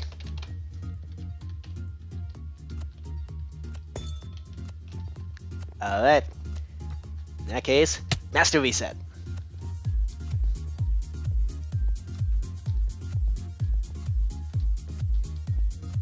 Alright.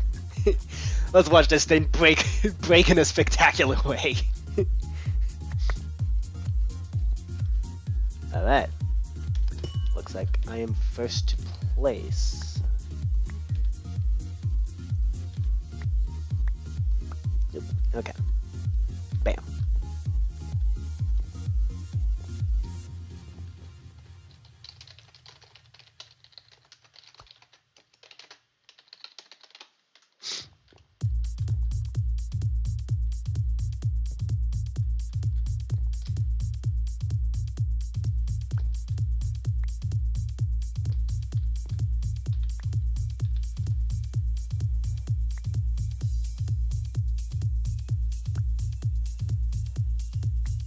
Oh wow, you don't have an 8 to what? What is your...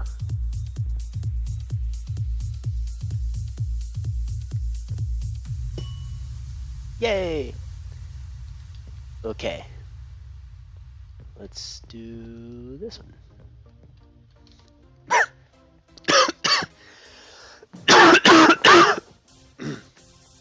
Sorry about that.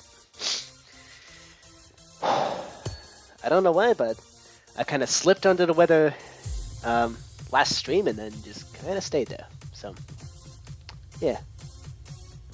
I'm sure it's nothing too serious.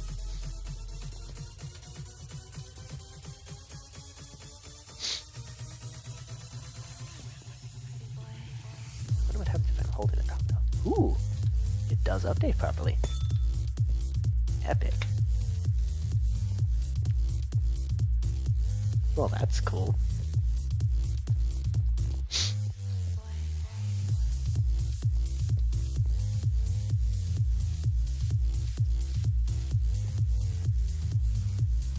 Alright.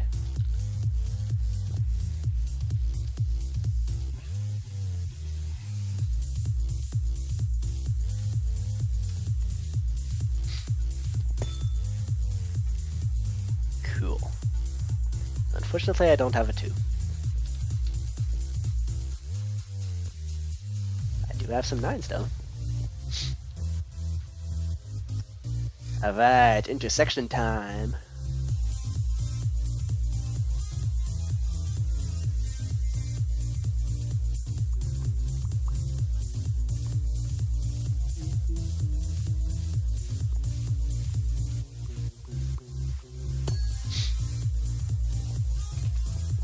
Alright.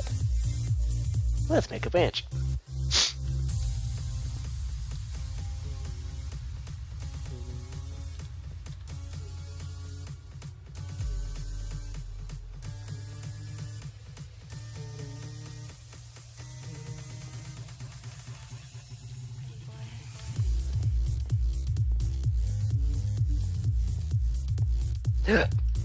Nice. Alright.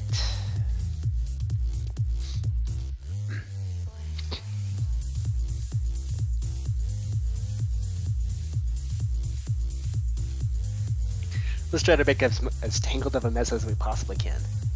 That should be fun.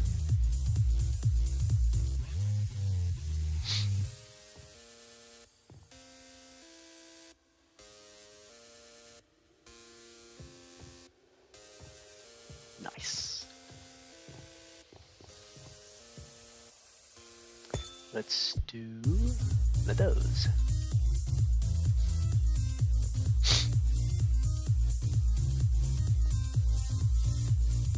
Nice. Nope. Still don't have it too.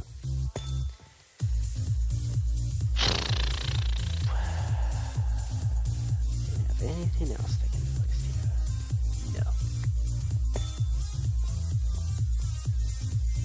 Well, that's interesting. It completely killed that possibility. That's kind of weird. I don't know why it did that.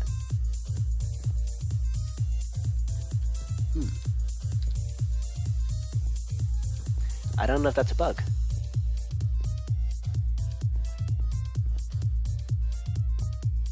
At the very least, I don't know if it's a fixable bug.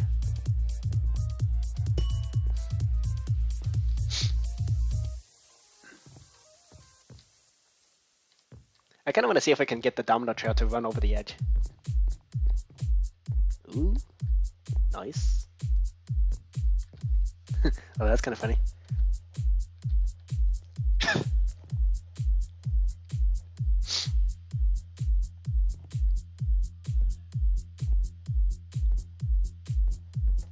Ooh, nice.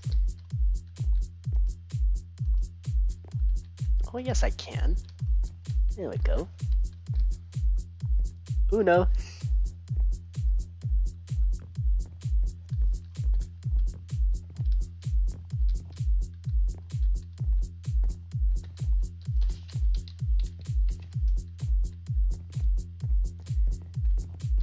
I'm sorry.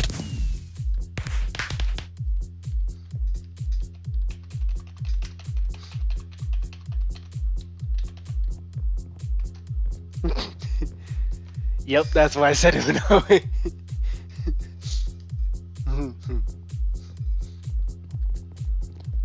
Yeah. Oh, it's my turn again. Okay.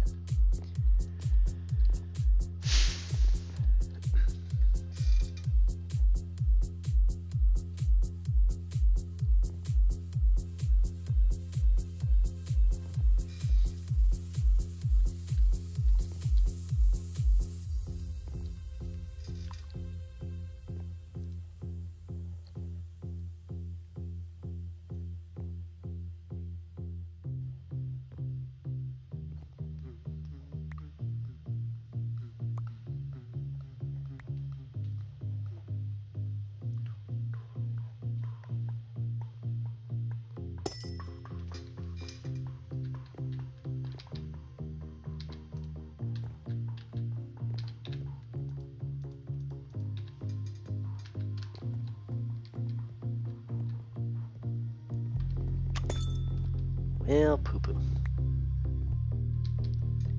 Place anything? No. Still no. Nope, now I can.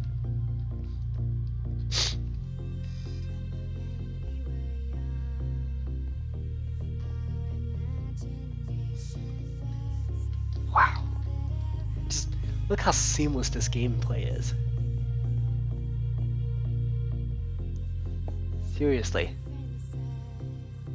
Okay. This game, I can now confidently say, this game is open for business. holy moly.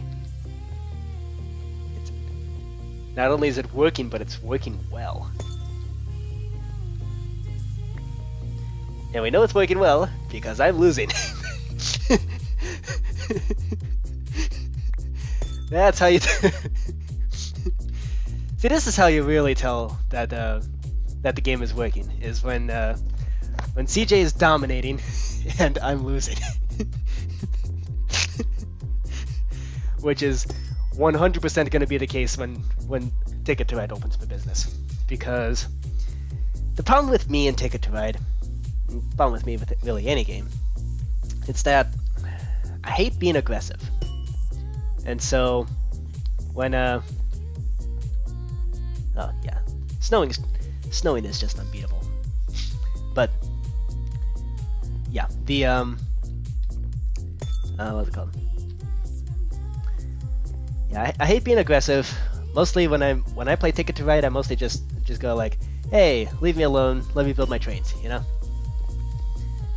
The problem is I end up, like, at least, the problem with when I was playing with my dad and brother was, I'd end up accidentally getting in the way, and then they'd try to retaliate and get in my way.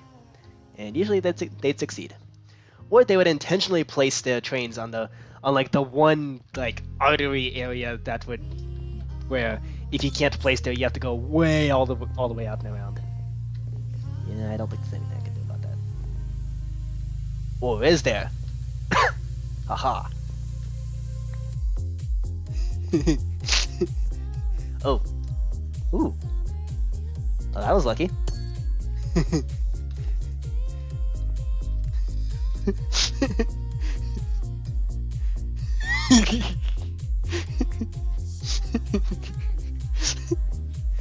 Ooh.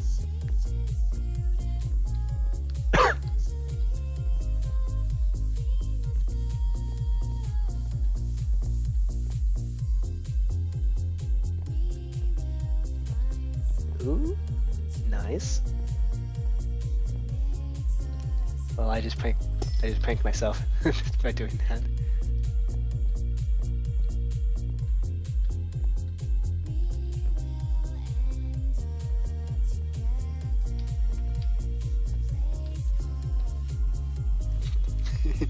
We're placing stuff way at the end.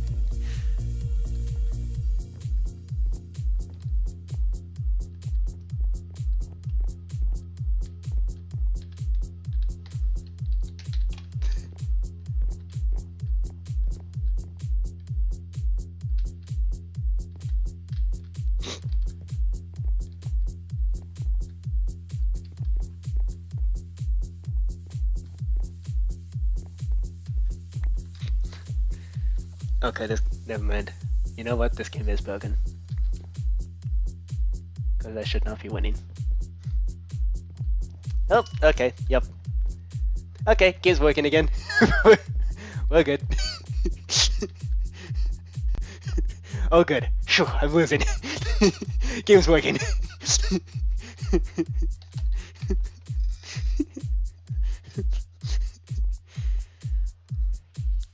Actually, game's broken.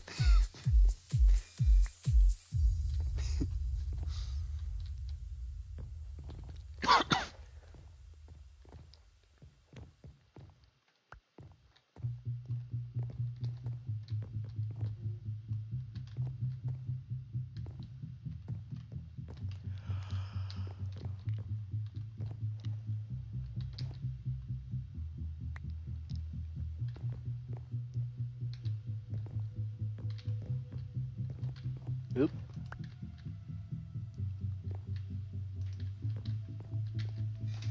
How have I been getting this lucky? That's a little unnerving. And does the luck run out? No, it doesn't, somehow.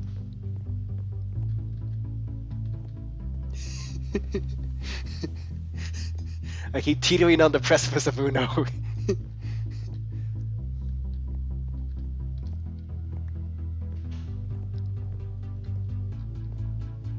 I wonder, can I draw cards when it's not my turn? No, I can't. Excellent. Okay, good. We got the anti-snowing defense. I can't draw cards when it's not my turn. Yeah, that's how snowing broke Uno. several times. Was by by drawing cards when it wasn't his turn, and just basically drew the entire deck and just broke everything. So, hence why, if you wanna know why you can't draw cards on your turn, blame snowing.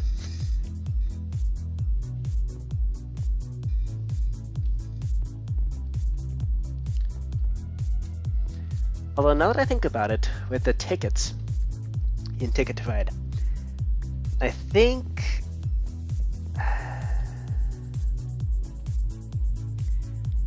I might just let you. Actually, never mind. I have a better idea for that. On what to do with tickets.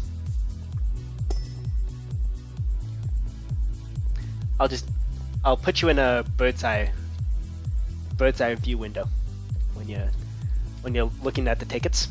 That way you can tell, like, hey, I gotta go from this city to this city, and you can get like a bird's eye view while still having all your trains in your inventory. So that way you can tell what areas would be reachable.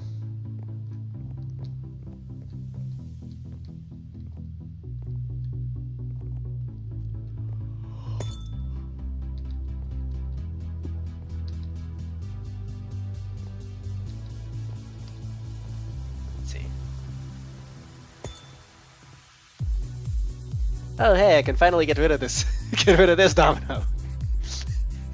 This stupid domino that kept preventing me from finishing with a Uno. Ah, dang it. Well, I'm still gonna be blocked anyway. 10 and 12? No. Wow. Okay. Well, this sucks. Oh, there we go.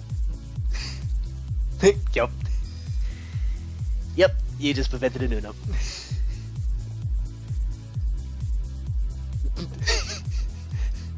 That's like the ultimate way to block someone. Oh wow! Perfect placement! Check this out. Okay. Wow. Yeah, let's make it doubles. What could possibly go wrong?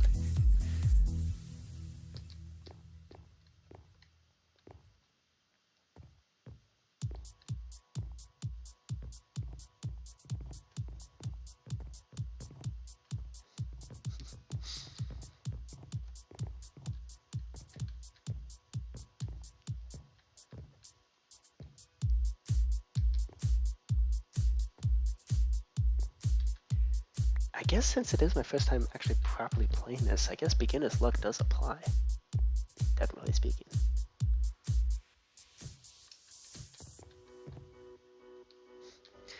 Funny enough, it's also how I basically continue winning Among Us, is by pretending like I'm a noob at the game. Because I really am. I walk like a noob, I act like a noob. It's a long game, you see. It's a long con. That way when I'm imposter, nobody suspects a thing. Turns out when I'm just moving like this across the spaceship, it's well, if I'm a crewmate, it's because I'm trying to look at the map. And if I'm a crewmate, it's because I'm looking at the map. If I'm an imposter, it's because I'm looking at the map and also trying to figure out what the buttons do, what the sabotage buttons do. And so when I randomly pause, nobody suspects a thing. Nobody suspects that I'm the one who shut everything down. That's not going to be confusing. Oh yeah. Woo! Nice! Booyah!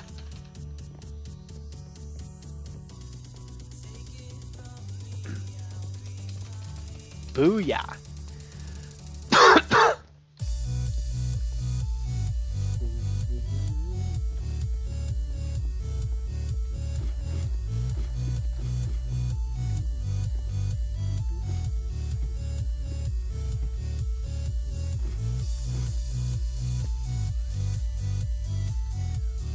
hide behind a cake.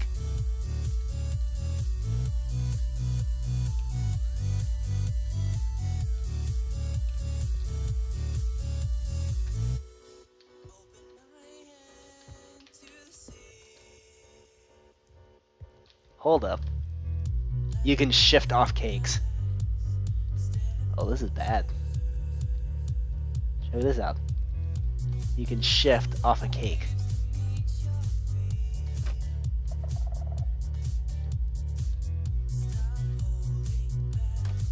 Okay, that's kind of problematic. I remember when you were able to shift off a chest, and that was super annoying. So apparently you can still do that for the cake. That is very concerning.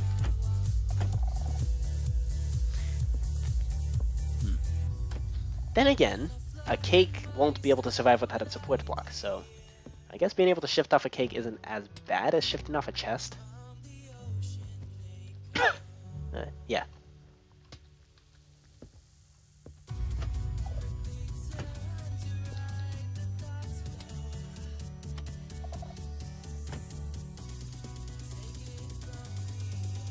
Oh, there. See that button?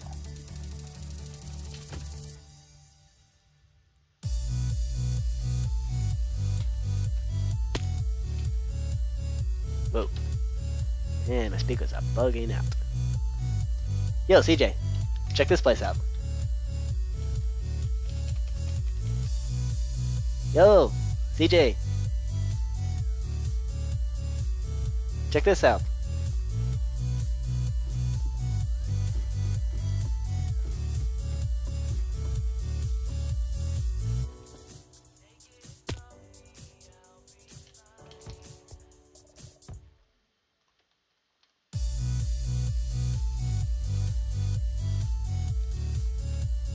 Huh.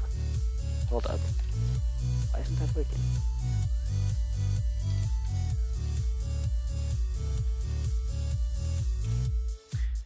Oh, it's because somebody already... Hold up.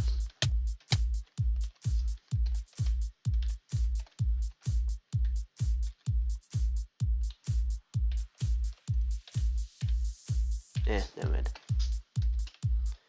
Okay. This is a cool little Easter egg. Ooh!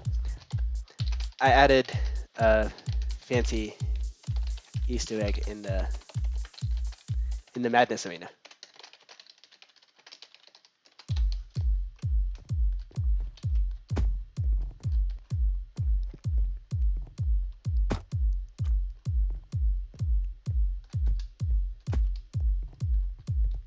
To the second floor.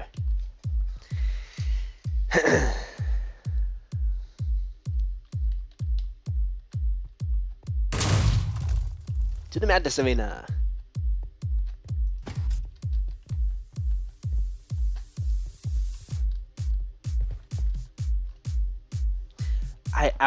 Okay. I still am just absolutely in love with this arena here. Like, it is amazing. Okay, over here. I'm Batman.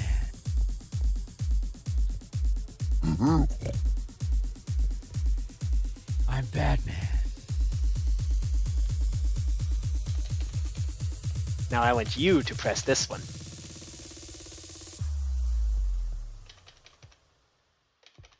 Press this one. Press that one. Solomon the Silly.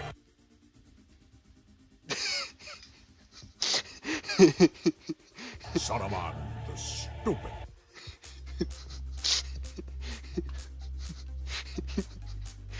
I figured you'd like that. Solomon the Stinky. Solomon the Stupid. Solomon the Wrinkly. Yeah, that's a fancy Easter egg. Solomon the Stinky.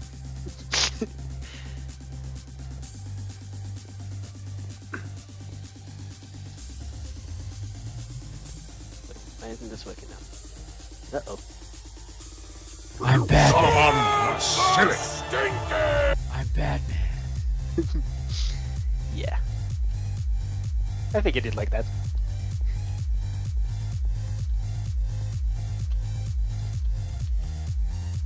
I'm Batman. Saruman the Winkling.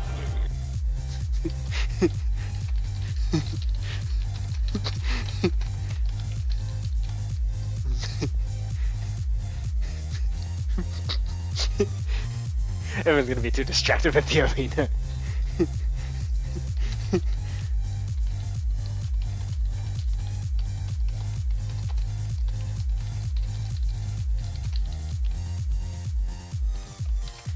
I need to write the rule book. I haven't written the rule book for a lot of these games yet. Oh yeah. I also really love the zombie punching through the gates, especially with the fact that it has a tiny head. I think that's just fantastic. All right.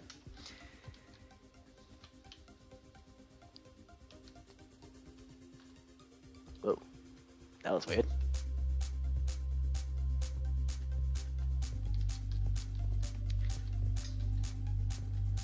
And if you follow me through here, you'll go into the board game hub.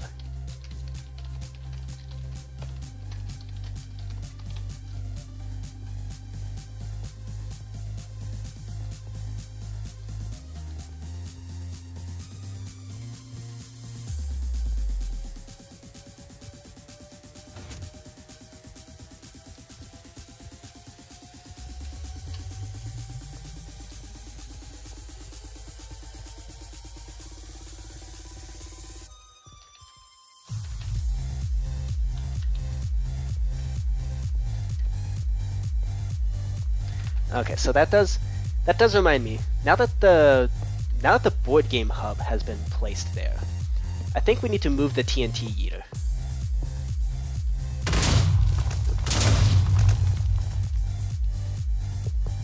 Under construction.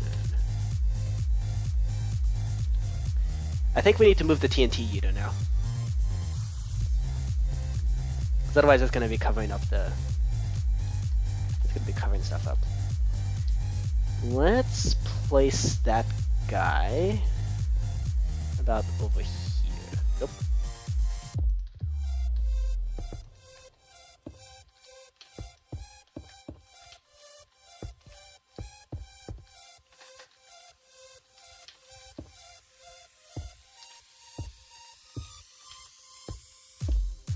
There we go.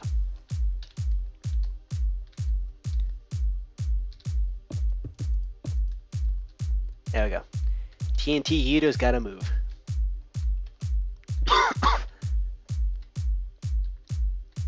There we go.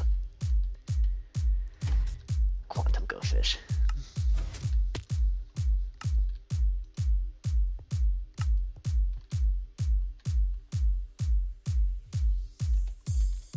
Okay. So I think that's the latest. Those are the latest developments. Other than that, yep. What do you want to play? That's about the biggest development most recently.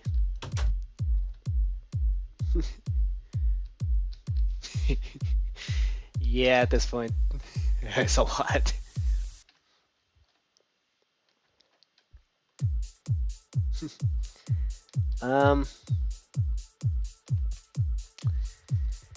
What can we test with 2 players? Let's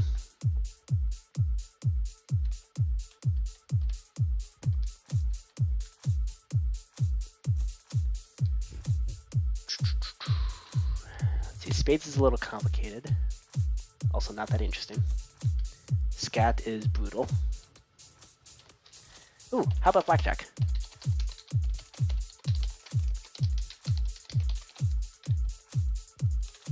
Do some gambling.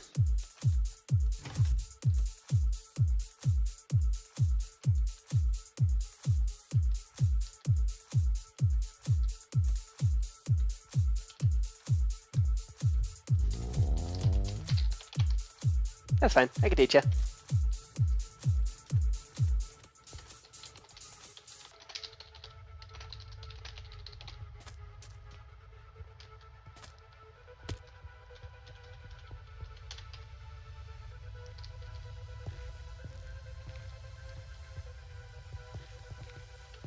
Alright. So first we register as a player. So the name of the game is, your goal is to, you're going to be given 2 cards. Your goal is to get your collection of cards to basically get it as close to adding up to 21 as possible without going over 21. So basically, yeah, you'll be given cards, and then you can choose whether or not to hit, which means get another card, or stay, which means you stop getting more cards. You can also double down, which is, well, your bet kind of doubles and you only get 1 more card. So the bet, it is a gambling game. Basically, the dealer is also going to be doing this. Is also going to be getting cards. And you want to beat the dealer. If you beat the dealer, you win money. If you don't beat the dealer, you lose money. And if you tie the dealer, nobody wins anything. Then you don't win anything.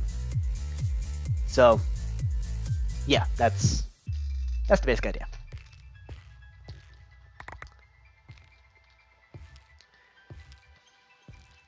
So, okay, so in this case, so jacks, queens, and kings and 10s are all worth 10. And aces are worth either 1 or 11, whichever one will get you the best outcome. So in this case, so if you have a 10 followed by an 11 like this, that's called a blackjack. Basically, you add up to exactly 21 in the first 2 cards. And generally what you want to do is stay. Now here you can either have a 10 or you could have a 20. And if you choose to, you can choose to hit, which means to get another card, or you can choose to stay, which means you don't get another card. 20 is pretty good. I'd recommend staying. Just FYI. Now you can also see the first card that the dealer got, which is a 7. Yep, there you go. Oh, you matched the dealer exactly. Oh, and getting a blackjack makes your bet worth 1.5 times as much. So everybody's betting 10 by default. But you can also change your bet right over here. Okay, so in my case I have a 10, so I'm going to hit. That's a 20, and I'm going to stay. If you go over 21, then you're going to, that's called busting. And basically that means you automatically lose. So we may see that with the dealer here. So you got a 19, so that's pretty close to 21. Nope, there you go. So that puts you over 21.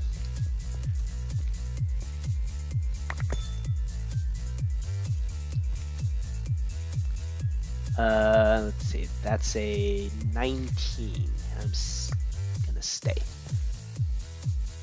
That's really close. That's 20. You definitely want to stay with that one. Nice. Aw. You keep getting in luck with matching the dealer. I'm staying. That's a 15. Yeah, up to you if you wanna do the odds. Yep, we both lose.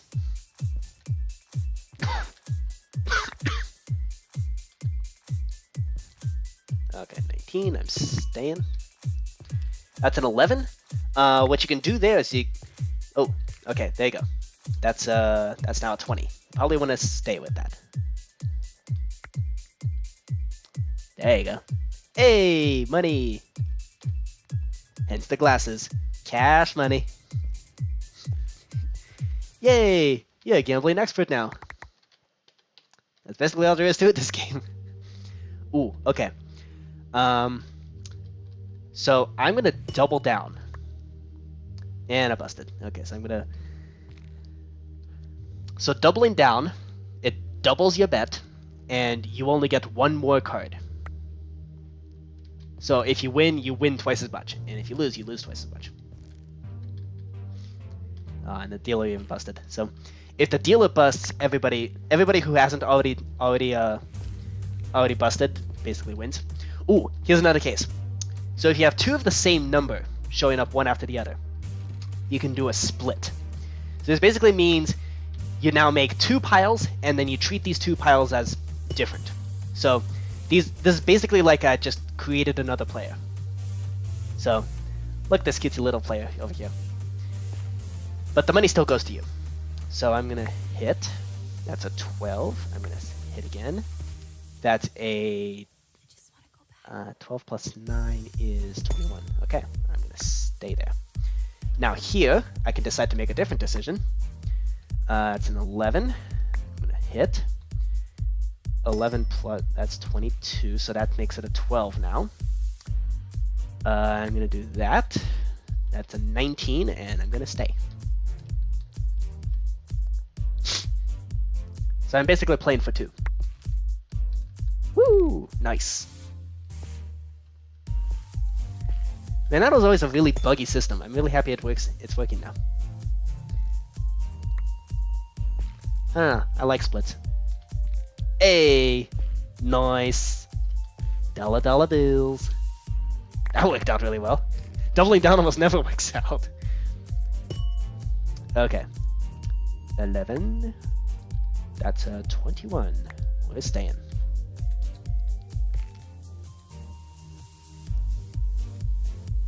Yeah, you definitely want to stay with that one. There you go. That's basically a guaranteed win.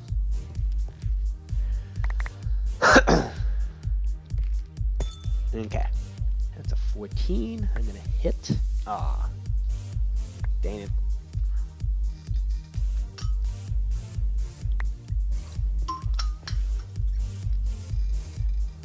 Yep. Ow.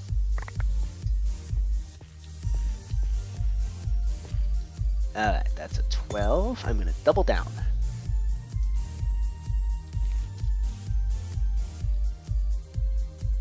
That's an 18. Nice. Aw. I busted. Made it. And I didn't beat the dealer.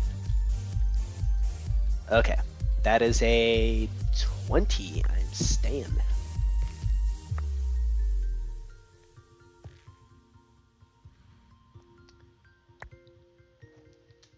Oop.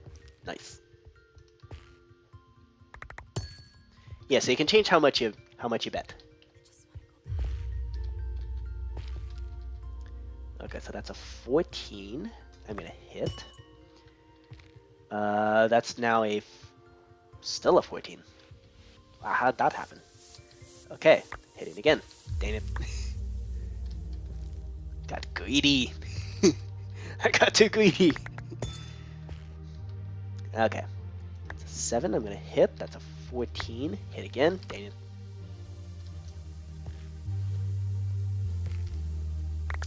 Gambling's bad, kids. Only do it if you're having fun. That's at 19. I'm staying. This is why this does not get you actual money. This game.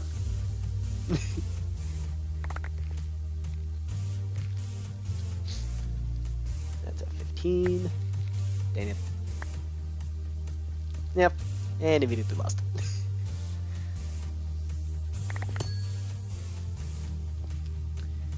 It's a 15. I'm gonna hit. Still a 15. Okay, let's hit again. Dang it.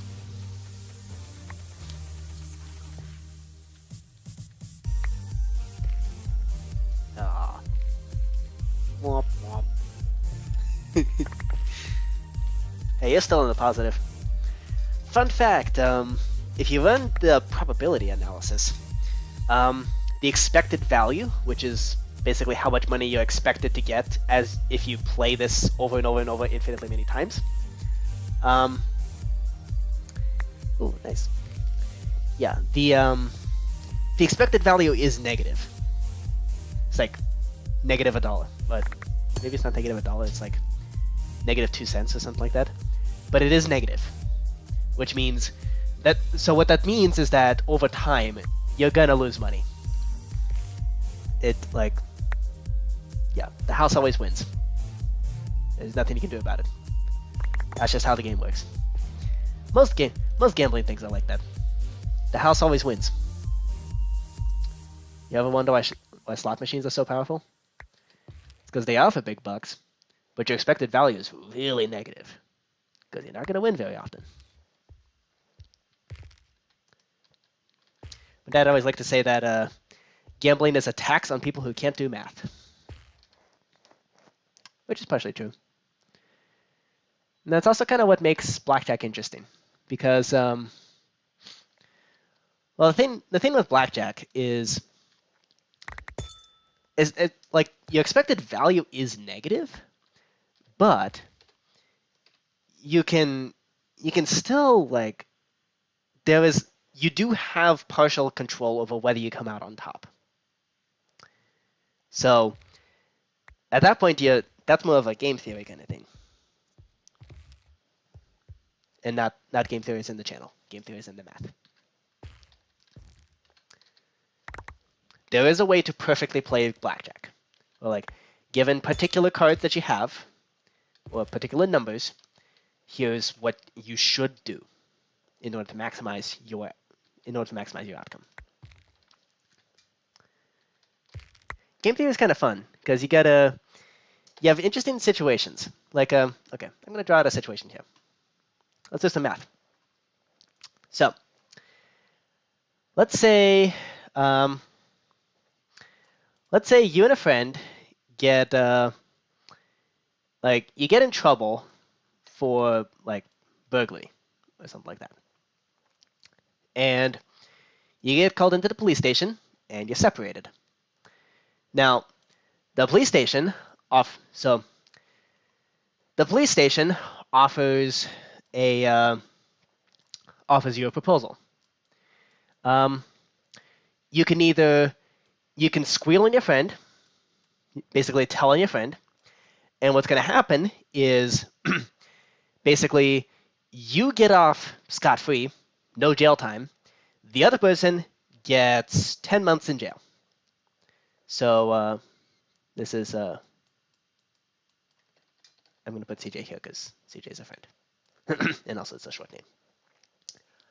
So you can tell on your friend, and in which case, so you'd usually write that as numbers. Like, so if your outcome is 0, their outcome is 10 months prison. Now, if you choose to stay silent, so okay, I messed this up. So you can choose to either squeal on your friend or stay silent, and your friend is given the same options. I clearly don't know how to spell squeal or steal it. So if you both squeal in each other, both of you get 5 months in prison. If one of you squeals and the other stays silent, then the person who stayed silent is rewarded with no jail time, but you doom the other person to 10 months of jail time. Wait, no, I messed this up. 0, -10. And this should be -10, 0. So if your friend squeals on you, you're doomed to 10 months of jail time. Now, if you both stay silent, then the police won't get you. They won't be able to charge you on burglary, but they will be able to charge you for trespassing. That's 1 month of jail. So the question is, what do you do? What do you do in this situation? This is your math problem. Feel free to apply in the chat. In fact, I'll even make a poll. for the one person who's in the chat. Start a poll. This is known as the prisoner's dilemma. I would recommend not looking it up.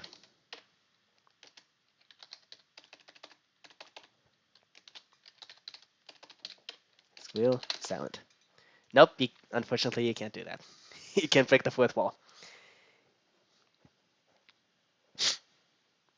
So what do? You're staying silent. Okay. Hold up. Can you change your options? Okay. So here's how you would do it from a game theory perspective. Game theory, the math. Yep, run away. So here's how you would do it from the math perspective. Basically, okay. Think of it as, so with game theory, the goal is to always produce the best outcome for yourself. You don't care about the other person. You only care about you. You're looking out for you. So to get the best outcome for yourself, your goal, so one strategy to analyze these sorts of things, this is apparently called a game. It's not a very fun game, but it's a game nonetheless, mathematically speaking.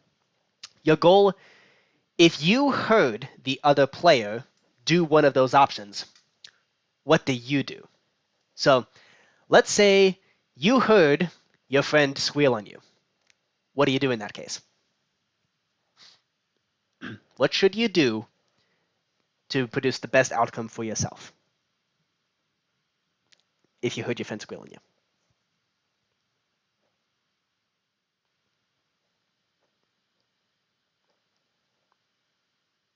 You'd squeal, right? I mean, they just squeal on you. They screwed you over. So yeah, you would absolutely squeal on them. That's the best option out of these two that you have. Absolutely,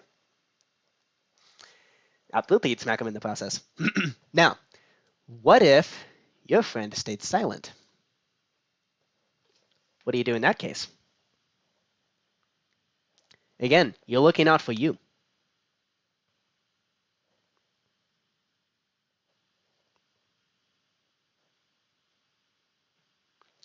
This is the essence of the prisoner's dilemma. Okay, but then you get one month of jail time. You'd prefer 0, right? From a game theory perspective, you would prefer 0 over -1. So you'd squeal on them. But so the thing is, the other player is going to playing the same game, and assuming they follow the same strategies, they're also going to squeal on you. If you stayed silent, they'd squeal on you, and if they heard you squeal on them, they'd squeal on you. So the best outcome where neither of you can screw each other over is this one, where you both squeal on each other. Mathematically speaking, that is the best outcome.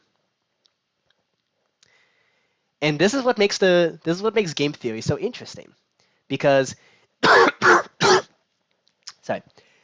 you have these sorts of dilemmas where, mathematically speaking, your optimal strategy is to do the thing that kind of makes you a jerk. Yeah, crime's ruthless.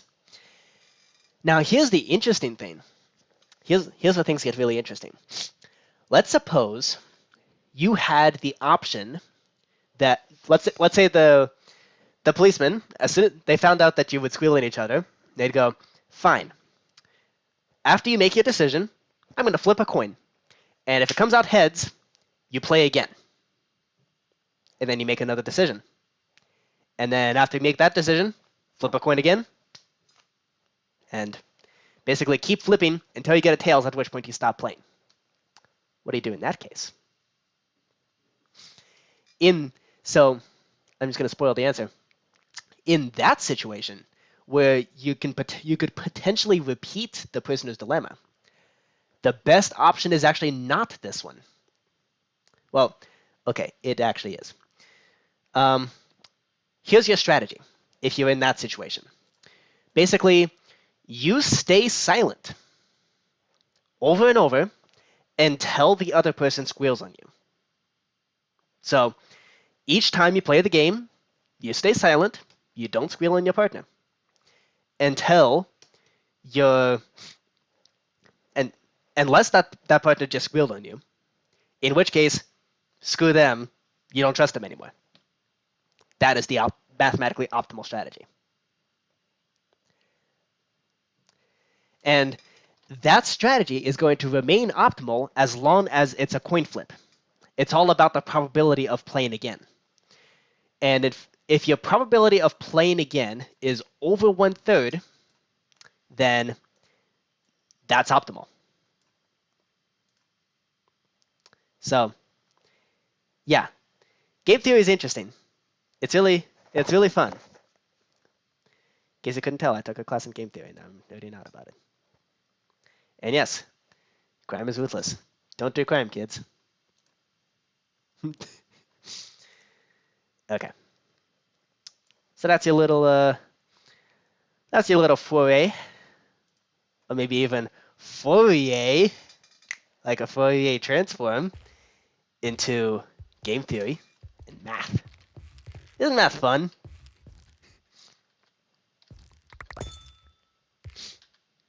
Okay, I'm staying. Now I don't know the mathematically optimal way to play blackjack. I'm just gonna say that. So, yeah. Yeah, I'm staying. So yeah.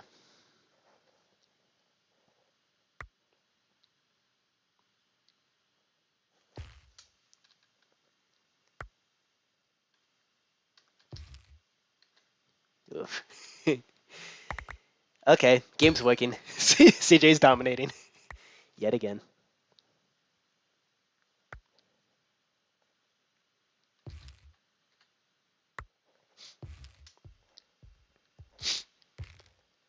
Okay, here's a fun thing you can do with the betting system. This is why you're not going to make actual money. Click this test and type how much you want to bet. I'm going to bet the largest amount that I possibly can. Okay, and now let's play. This is going to be an awful game for me, but also it's a perfect demonstration of a something. Okay, so 14 I'm basically guaranteed to lose. So yeah, I'm going to stay.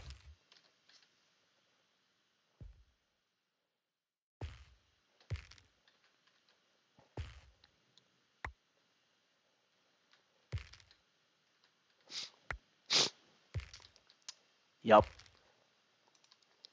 So I just lost a bunch of money. Oh, it gets better. It gets better.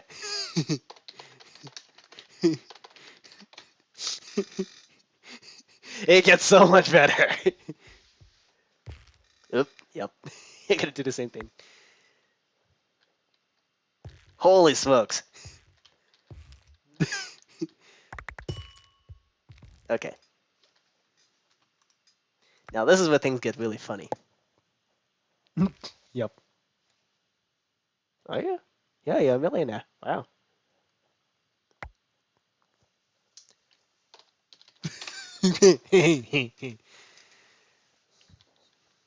Oh wait. No. Okay. The weird thing's about to happen.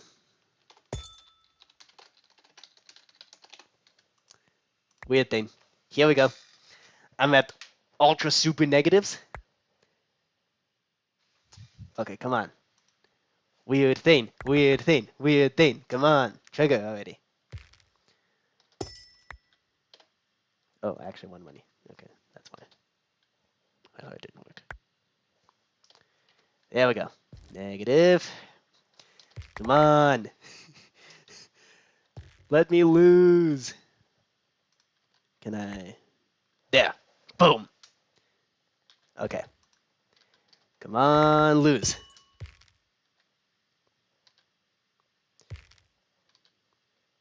See,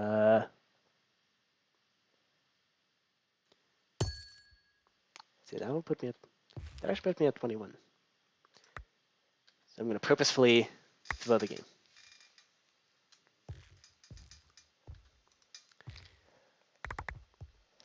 I'm purposefully being dumb, specifically to try to trigger the really silly thing that happens when you go too far negative. Yeah, I'm staying. Staying on a 5. No way I'm gonna win. Unless the dealer busts. Ah, dealer busted. Dang it. Come on. Hit. There we go.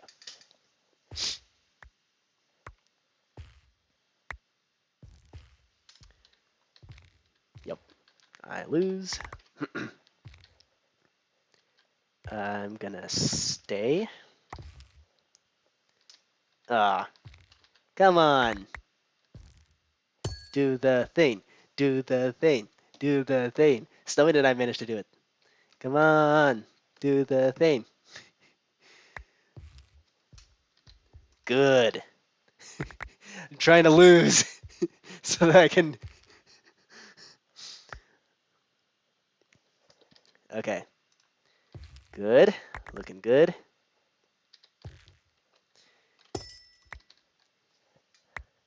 Come on.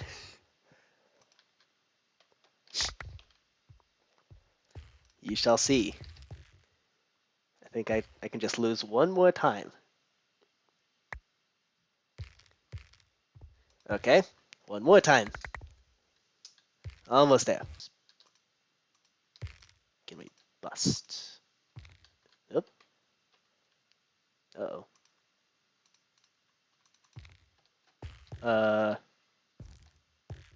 Oh no. Uh-oh. Oh crap. Connection reset. That's not good.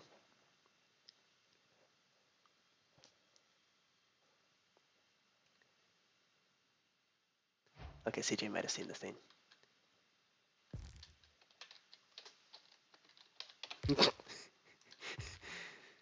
Yep. Internet fucked up. Okay, come on. I'm gonna double down on this, so bust. And let's do the thing. Okay, you have $3. That's pretty funny.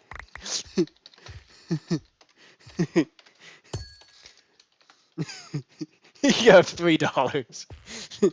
That's pretty funny. Okay.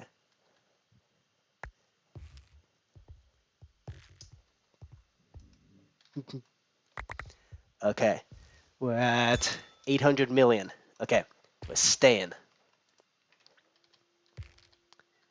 Come on. Yep. Okay. Let's show the thing before we end the stream. Come on. Play. Play, please. $2. That's pretty funny. Okay. Yay! You won an entire $2. Oh, nope. Not yet. Okay. We are now...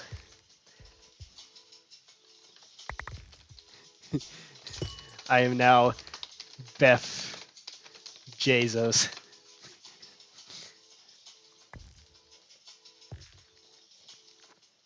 I'm now an anti-billionaire. Okay. We're almost there. 1.2 billion. Come on. They didn't patch this, did they? Okay, hold up. Okay, I just might have to do that. Okay. Come on.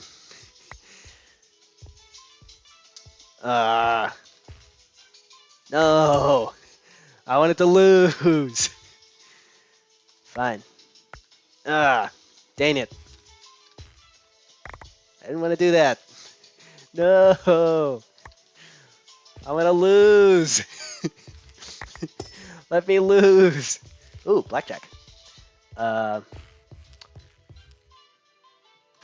gonna hit. Oof. Oh snap. Oh, okay, that's 17. Boom. Okay. Come on. Let's do... I guess I can stay. It's kind of risky. Oh yeah, that's one of the fun bugs. And double down. Come on. Lose, lose, lose, lose.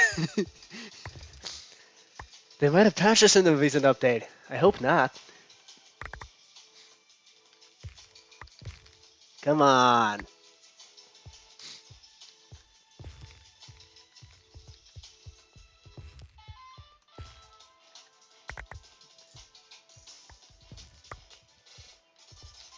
Okay, good. Still going negative. Double down. Okay. Oh. Oh, that's interesting. When I double down, I just automatically win money. That's kind of weird.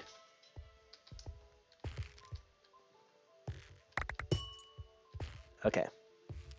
So I guess I can't double down my way out of this one. I have to basically recklessly hit. Actually, that might be a good idea. I'm gonna recklessly hit. That might be the most efficient way to do this. Reckless. Just keep busting over and over. Because then I'm guaranteed to lose money. Come on. Trying to lose. Oh! Boom! Boom! Booyah! Ha ha! I win! Ha ha!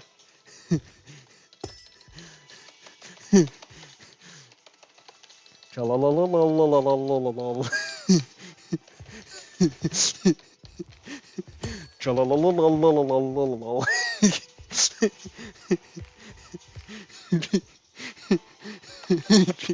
And with that, I think I win. So yeah, that's the... It takes some work, but... Oh, not again. Come on. When did the last live stream on this? Come on. Okay. Elytra, fireworks. Oh, apparently I already have fireworks. Survival. Okay, here we go. And... Yeah, CJ, we can play after stream. If you're up for it. Now that I've absolutely dominated this game. Oh, this is one of the false endings. Okay. Got fooled by the false ending again. Dang it.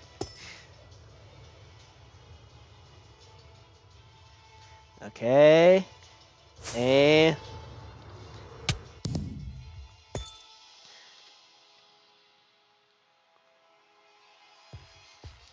Later!